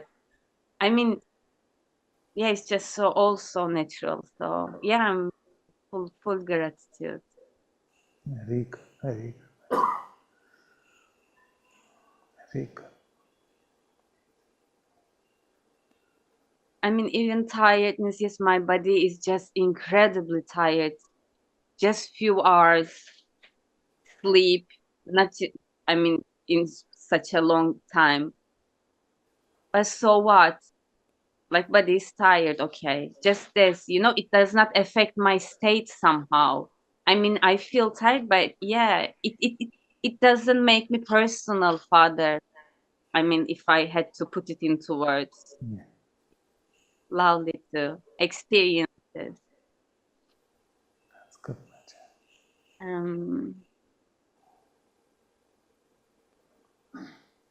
And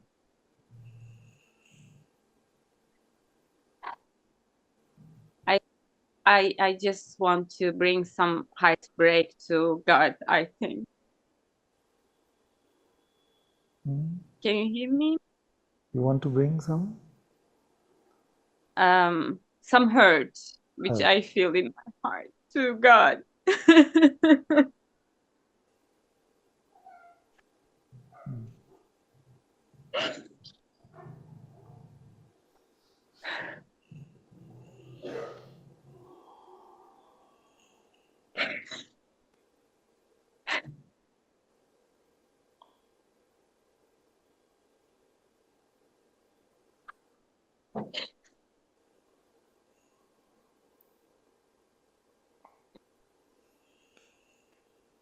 Just the same thing again, not being wanted.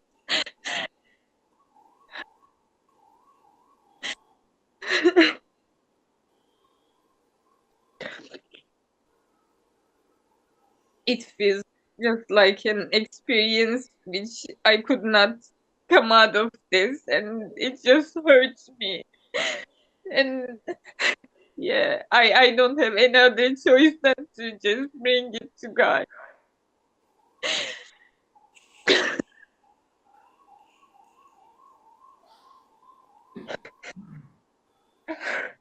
I don't even know exactly what to ask, but I just wanted to bring him. And yeah, the hurt I'm experiencing with that.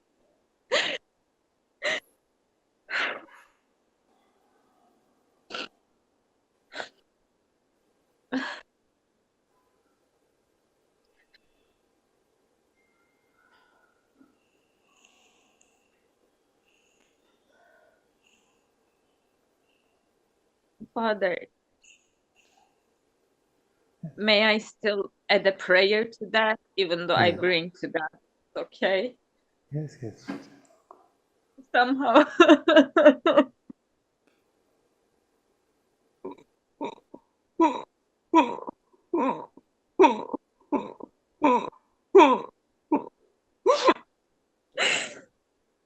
Sorry.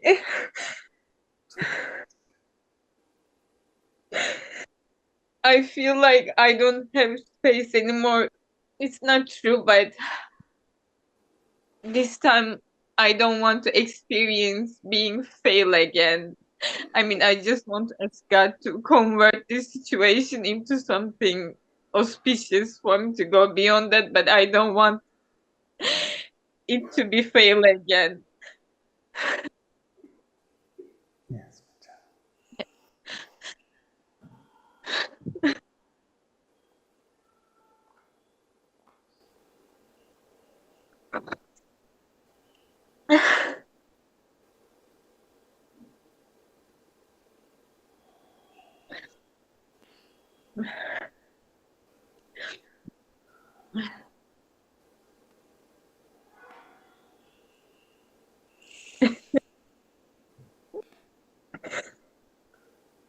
Thank you, Father. Yes, my child. Thank you. I love you. Love you, love you. Bless you, my child. And I just want to bless my friend, my intimate friend also. I just want you to bless him as well. And I want to thank God for sending him to my life just for this experience and for everything, for my work and everything.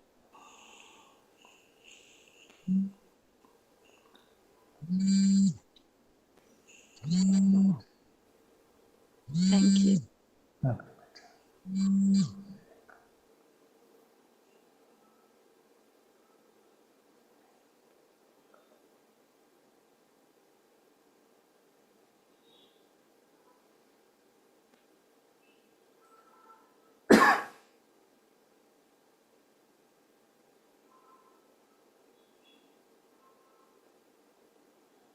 My dear, you can come.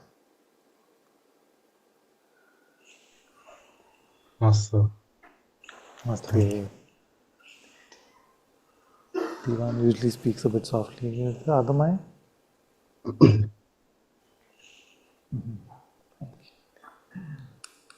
Okay, that's fine.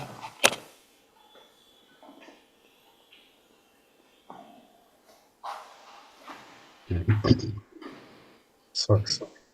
No way.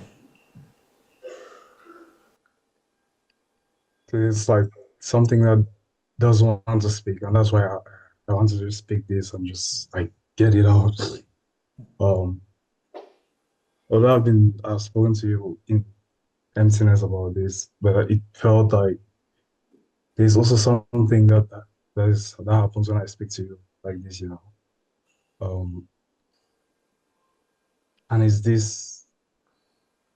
So you know how to help is like I would just say like before like this switch took place, before like so what used to happen was that like my love was science. Although I used to have love for God, but it was mostly like in science and school stuff, and mostly also and conditioning. Although something was always fighting to like get out of the, but it was still there. And the like my Christian conditioning, which I had before this switch took place, was that I remember like so because by the grace of God somehow I used to like do really well in like school and this kind of things. And the the experience was more like where I would like pray to God, like Lord, make sure I just destroy this exam or something like this. And the power will come, I'll feel the power and then go and do well and this kind of thing. It was more, you know, when you say like the God assisted life, this kind of way, it was that. But after meeting and really having undoubtable knowing that the Holy Spirit is here, it's something is now begin. It doesn't feel any more true to for the assisted to just pray to God and then He just like empowers you and then you go and then you just do the thing. It's so that's been something that has really changed. And what I realized is that as well, somehow like the deep meaning of things they have like lost the root inside me somehow.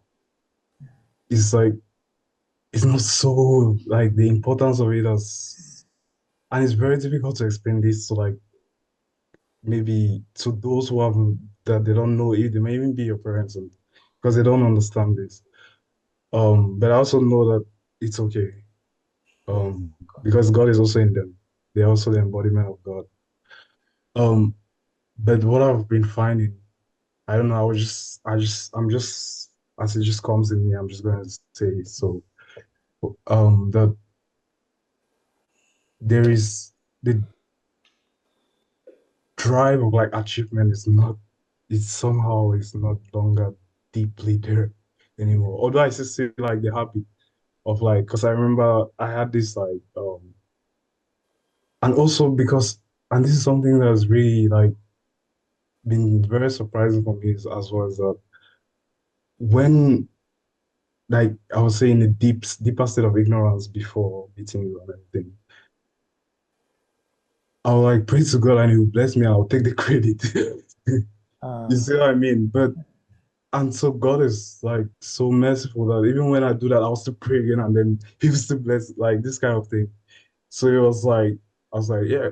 At some point I was like, if I was God, there's no way I'll be blessing this boy because I am so like undeserving of like all the blessings that He gives me, and but still He does. But that switch, something you don't like, and this is what I'm seeing, like the subtle like Maya in me is playing to hold on to like an identity and to be like to go to God and then He bless you and then this kind of thing, and then it's more of what I want than what He wants. And there's been a genuine like really looking and seeing in me like the areas where if God says like don't do, are you going to be okay? Like this actually approaching it head on, like genuinely asking, like seeing the like when you say like the boundaries of your faith. And to be honest, sometimes like when I'm like filled with the Holy Spirit, it's like yes, it's just something is like, but other times I don't know what I can't like define the boundary of my attachment as like something that's fixed. But one thing I can definitely say is that I can definitely not say is that I don't have any attachment. That um because if especially because it's not even by my power that the sense of the attachment dissolves. It's by I cannot say that one thing I can say is that something has led this and oh something like the arms were maybe first like this and it's gone a little bit. But I cannot say that's you know what I mean? Like it's softer, but it's not, although in moments it can be like that in emptiness, but I cannot really say that. Um, so that's been what has past few weeks. I have something has been like this, and also really looking at this. Because it doesn't really feel any true anymore in my heart to like to have this like this subtle pulling out of my individual will from God's will. It doesn't like there's something in my heart that wants to just let Him move. I know it's not easy, but and I just ask for your blessings to help me with this, to see more clearly. Thank you.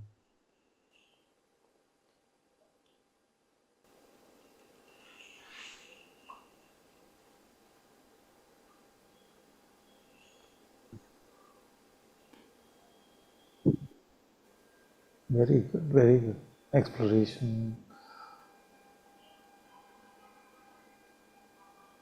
So many things that we can start from, but let's see.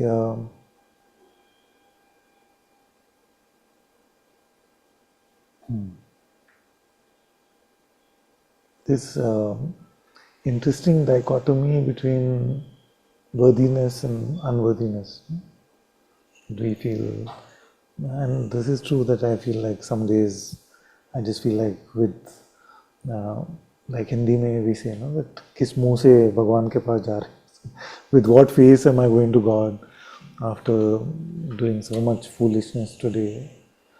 But if you really look at it, the gap between him and this me is so vast that if I live this life as a complete saint, then would that make me worthy enough for God? I still feel like I'd be unworthy. So we must accept our worldly, egoic unworthiness and just go to God. Whatever, how clean or dirty our clothes may seem, we should just go. That's one beautiful part.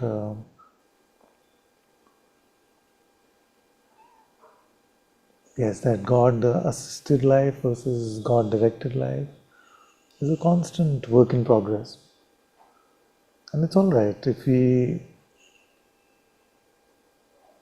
need assistance and we are concerned about something, it's better if we just pray to God and bring it to Him, no matter how small or big it may seem, or as selfish or even entitled that it may seem. Nothing stops you from taking anything to God, because otherwise you will leave it to yourself. And to leave it to yourself is always much worse than to take it to God, whatever it may be. Is it like that child earlier saying, but this is too small to take to God? Nothing like that. He has all the time. He's waiting for you to take stuff to Him. One beautiful message I read was that God wants to be worked. He wants to be deeply involved and work along with you at your life, but you keep Him at a distance because you may think that it's too much work to give to God. It's such a beautiful way to say. If you just looked at it like that, it worked. Like He wants to participate in working at your life together, but we keep making a distance between that and saying, no, I'm going to work at this, then I will report back to you. But if we took Him to be a constant companion and a constant friend to be with us and to help us in this way, then more and more we'll start to also not rely on ourselves on which direction we should go also.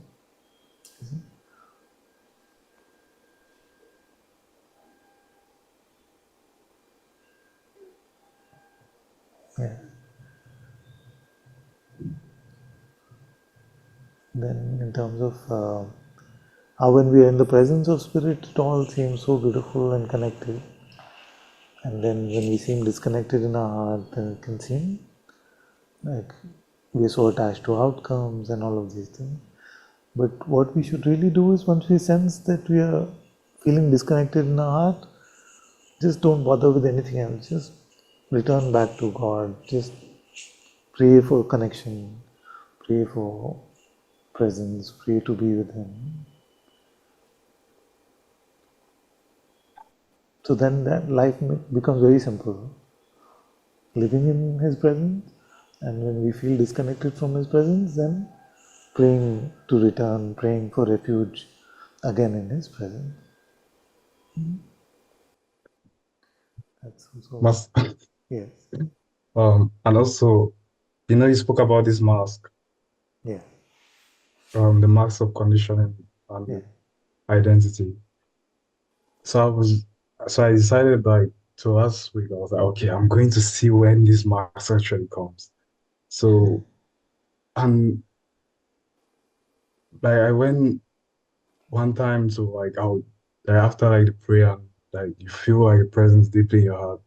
When I was just looking in this walking, went to like class and stuff, and then I realized that because when I'm in this vastness, something is because it feels like, and then like some like fear comes because you're sitting in this room with like 200 people and stuff, and then this vastness is there, and I'm aware that it's just this emptiness that's here, and maybe like if you have like 10 minutes, like a joy in my heart rises and it praises God or something. But like something just comes like, yo, it can't be like this in this place. Like some kind of fear is there to just be nakedly empty somehow. Yes. Something is afraid, and so because sometimes like it feels I don't know how this body is able to contain like the vastness of the Holy Spirit. I don't think it contains. It's like this body is in it, and so some maybe something in me that is like it's like yo, don't do that, don't go there. Like not to like fall too deep or to draw out the sense of like the humanness of myself somehow to still be able to or it does some kind of thing. Maybe it's like the Maya in me or some kind of force does that. And this is what I've noticed. Or when like the sense of love is there, and because sometimes like this body like vibrates because of that. It's like it's just too much. And then it's like, no, you can't, not in this place, in your room, yeah, but not here. So like this is what I've noticed. So I think that's where the compromise comes. And I'm like, Lord, please just decrease it a little bit. And then and then like, yeah. But in terms of like the deep self-image and like the sense of strong prayer, it doesn't come that much anymore. Or if I notice that it comes, something that easily like retreat and then like like this, I see that is but to stay in like complete empty, I feel like it's something I'm still learning.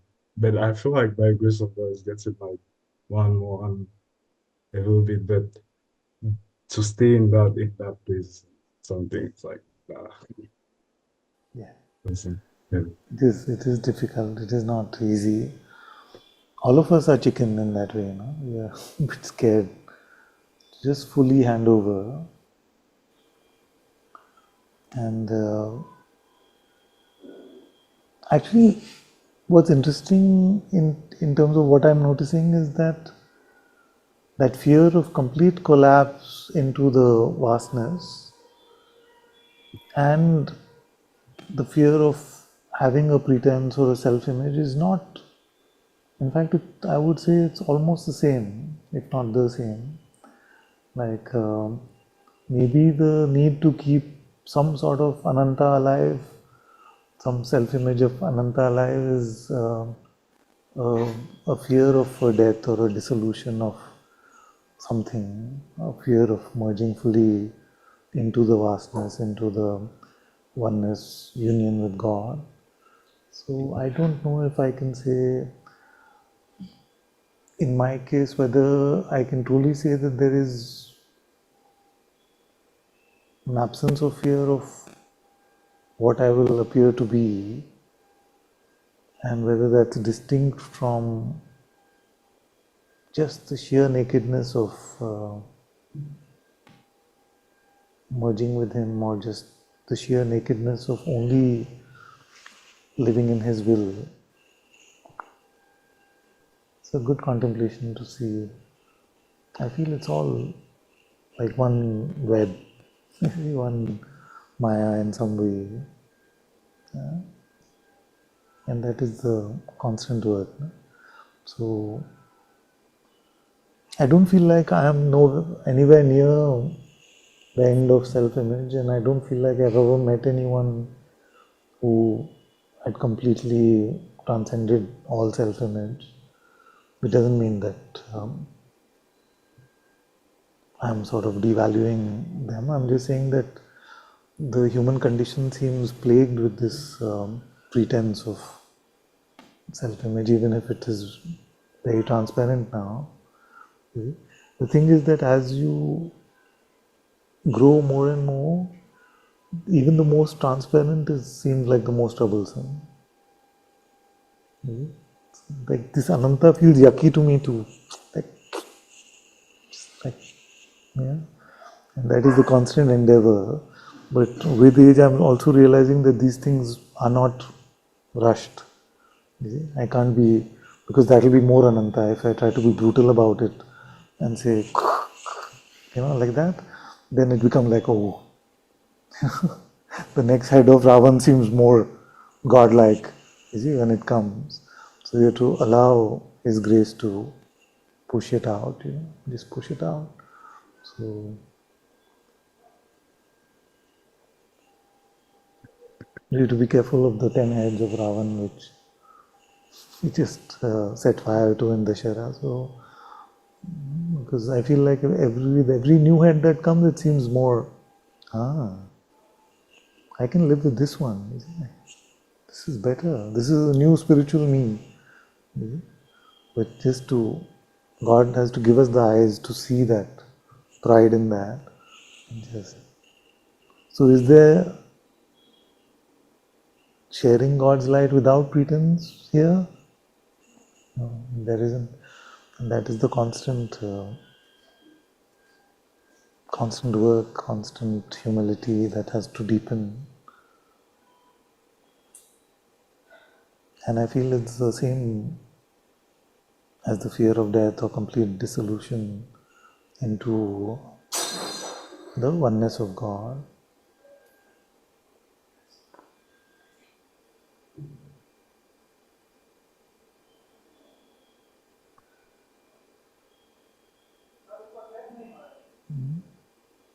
Master, when you like speak like this, like sometimes I hear you, sometimes like say things like I'm so foolish and these kind of things. Somehow it's like why is he saying that? All I know, like why you say, because also maybe there's something here also because even before like being with you like this, when I just hear you sometimes, even without like watching a video, when I used to just watch that audio, like something in me is like something is like the light of the Holy Spirit is there, like this fresh holiness in him. And like he's saying that is so foolish. Although I know like why you say that, it's like something cannot accept that in my heart. I can't. Even like in your human expression, I just because of what has happened here through your words.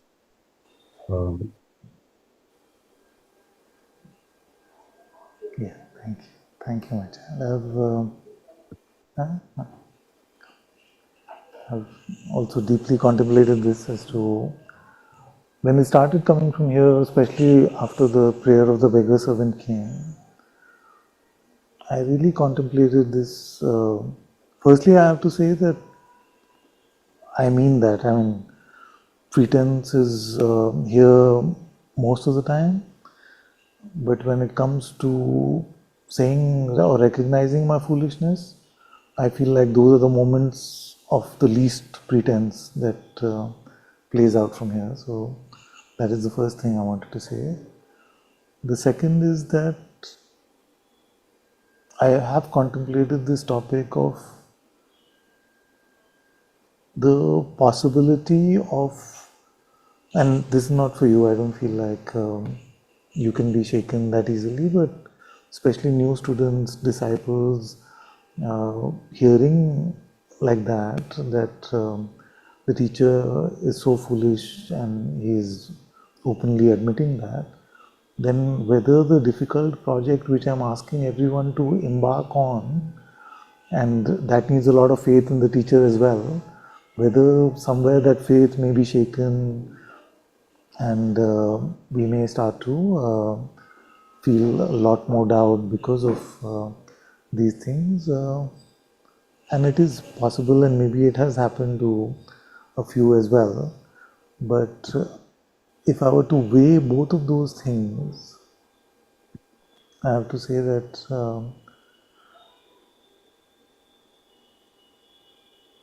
it is very important to remember, to remember, and to remind myself of my foolishness is really very, very important uh, for my deepening love for God. So that is going to be important. Sometimes some faith in some of the children may get shaken a bit by it, but I feel like the benefit to them is much, much more than that possibility.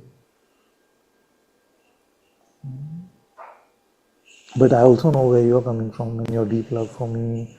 I'm so grateful for that, and it's very difficult when we love someone so deeply and we respect them to hear them say that they are the worst or the most foolish is not easy to accept. So I completely understand where you're coming from as well. But I feel like this admittance is very important. It serves as an anchor. Otherwise, the propensity to become proud and to fall for spiritual pride could be very strong. So, if I brush under the carpet those times where I don't follow God's will, that I'm being selfish and I'm being proud, if I brush it under the carpet and don't share openly with all of you children, then I'm not being integrous enough as a teacher as well. So may there be nothing that remains in this life that I cannot fully share in satsang. I feel there still are a few things, but I'm working on that, and more and more I just want to offer myself fully to God and to all of you in the most naked, most transparent way. And by God's grace, I feel like whatever the biggest aspects of my life and the biggest areas of my stupidity are already exposed to all of you. But thank you for your love and sweetness. Appreciate that. Thank you.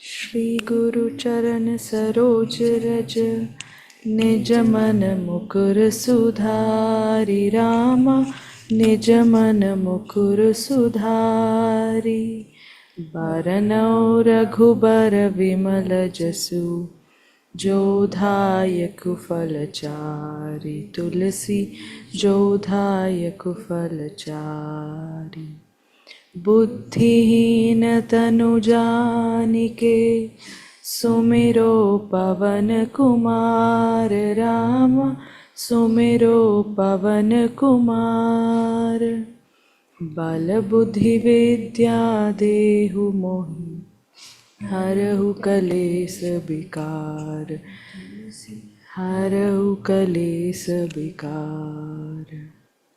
जय हनुमान ज्ञान गुण सागर जय कपीस तिहु लोक उजागर रामदूत अतुलित बल धामा अंजनी पुत्र पवन सुत नामा महावीर विक्रम बजरंगी कुमति निवार सुमति के संगी कंचन बरन बिराज सुबेसा कानन कुंडल कुंचित केसा हाथ वज्र और ध्वजा बिराजे कांधे मूंज जनेऊ सांझे शंकर सुवन केसरी नंदन तेज प्रताप महाजगवंदन वान गुणी अति चातुर राम काज करिबे को आतुर प्रभु चरित्र सुमिबे को रसिया राम लखन सीता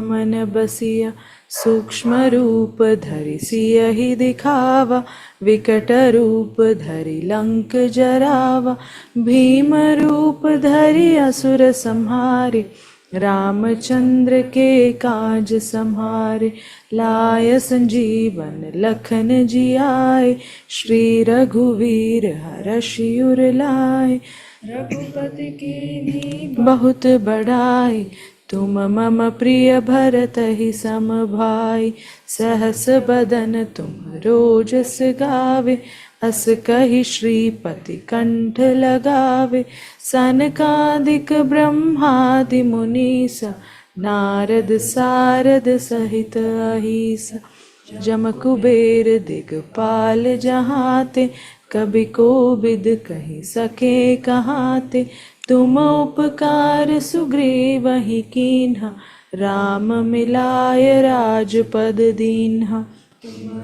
मंत्र विभीषण माना लंकेश्वर भय सब जग जाना जुग सहस्र योजन पर भानु लील्योताहि मधुर फल जानु प्रभु मुद्रिका मिली मुख माहि जलधि लांघे जय अजरज नाही दुर्गम काज जगत के जेते सुगम अनुग्रह तुम रे तेते राम दुआरे तुम रखवारे बिन पैसारे सब सुख लहे तुम्हारी सरना तुम रक्षक काहू को डरना आपन तेज सम्हारो आपे तीनों लोक हाँकते कापे भूत पिशाच निकट नहीं आवे जब नाम सुनावे नासै रोग हरे सब पीड़ा जपत निरंतर हनुमत बीरा संकट से हनुमान छुड़ावे मन क्रम बचन ध्यान जो लावे सब पर राम तपस्वी राजा तिनके काज सकल तुम साजा और मनोरथ जो कोई लावे सोई अमित जीवन फल पावे चारों जुग पर ताप तुम्हारा है पर सिद्ध जगत उजियारा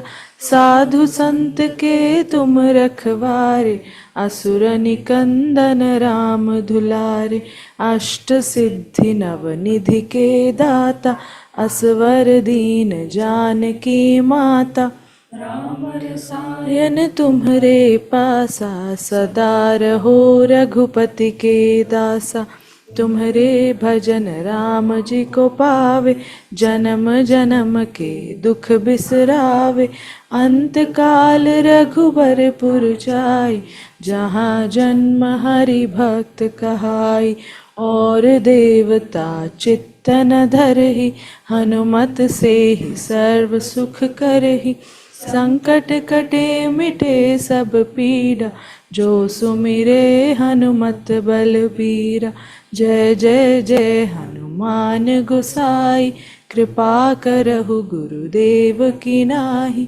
जो सत बार पाठ कर कोई छूट ही बंदी महासुख होई जो यह पढ़े हनुमान चालीसा सिद्धि साखी गौरी सा तुलसीदास सदा हरि चेरा कीजे नाथ हृदय महाडेरा पवन तनय संकट हरन मंगल मूर्ति रूप राम मंगल मूर्ति रूप राम लखन सीता सहित हृदय बसहु सुर भूप तुलसी हृदय बसहु सुर भूप।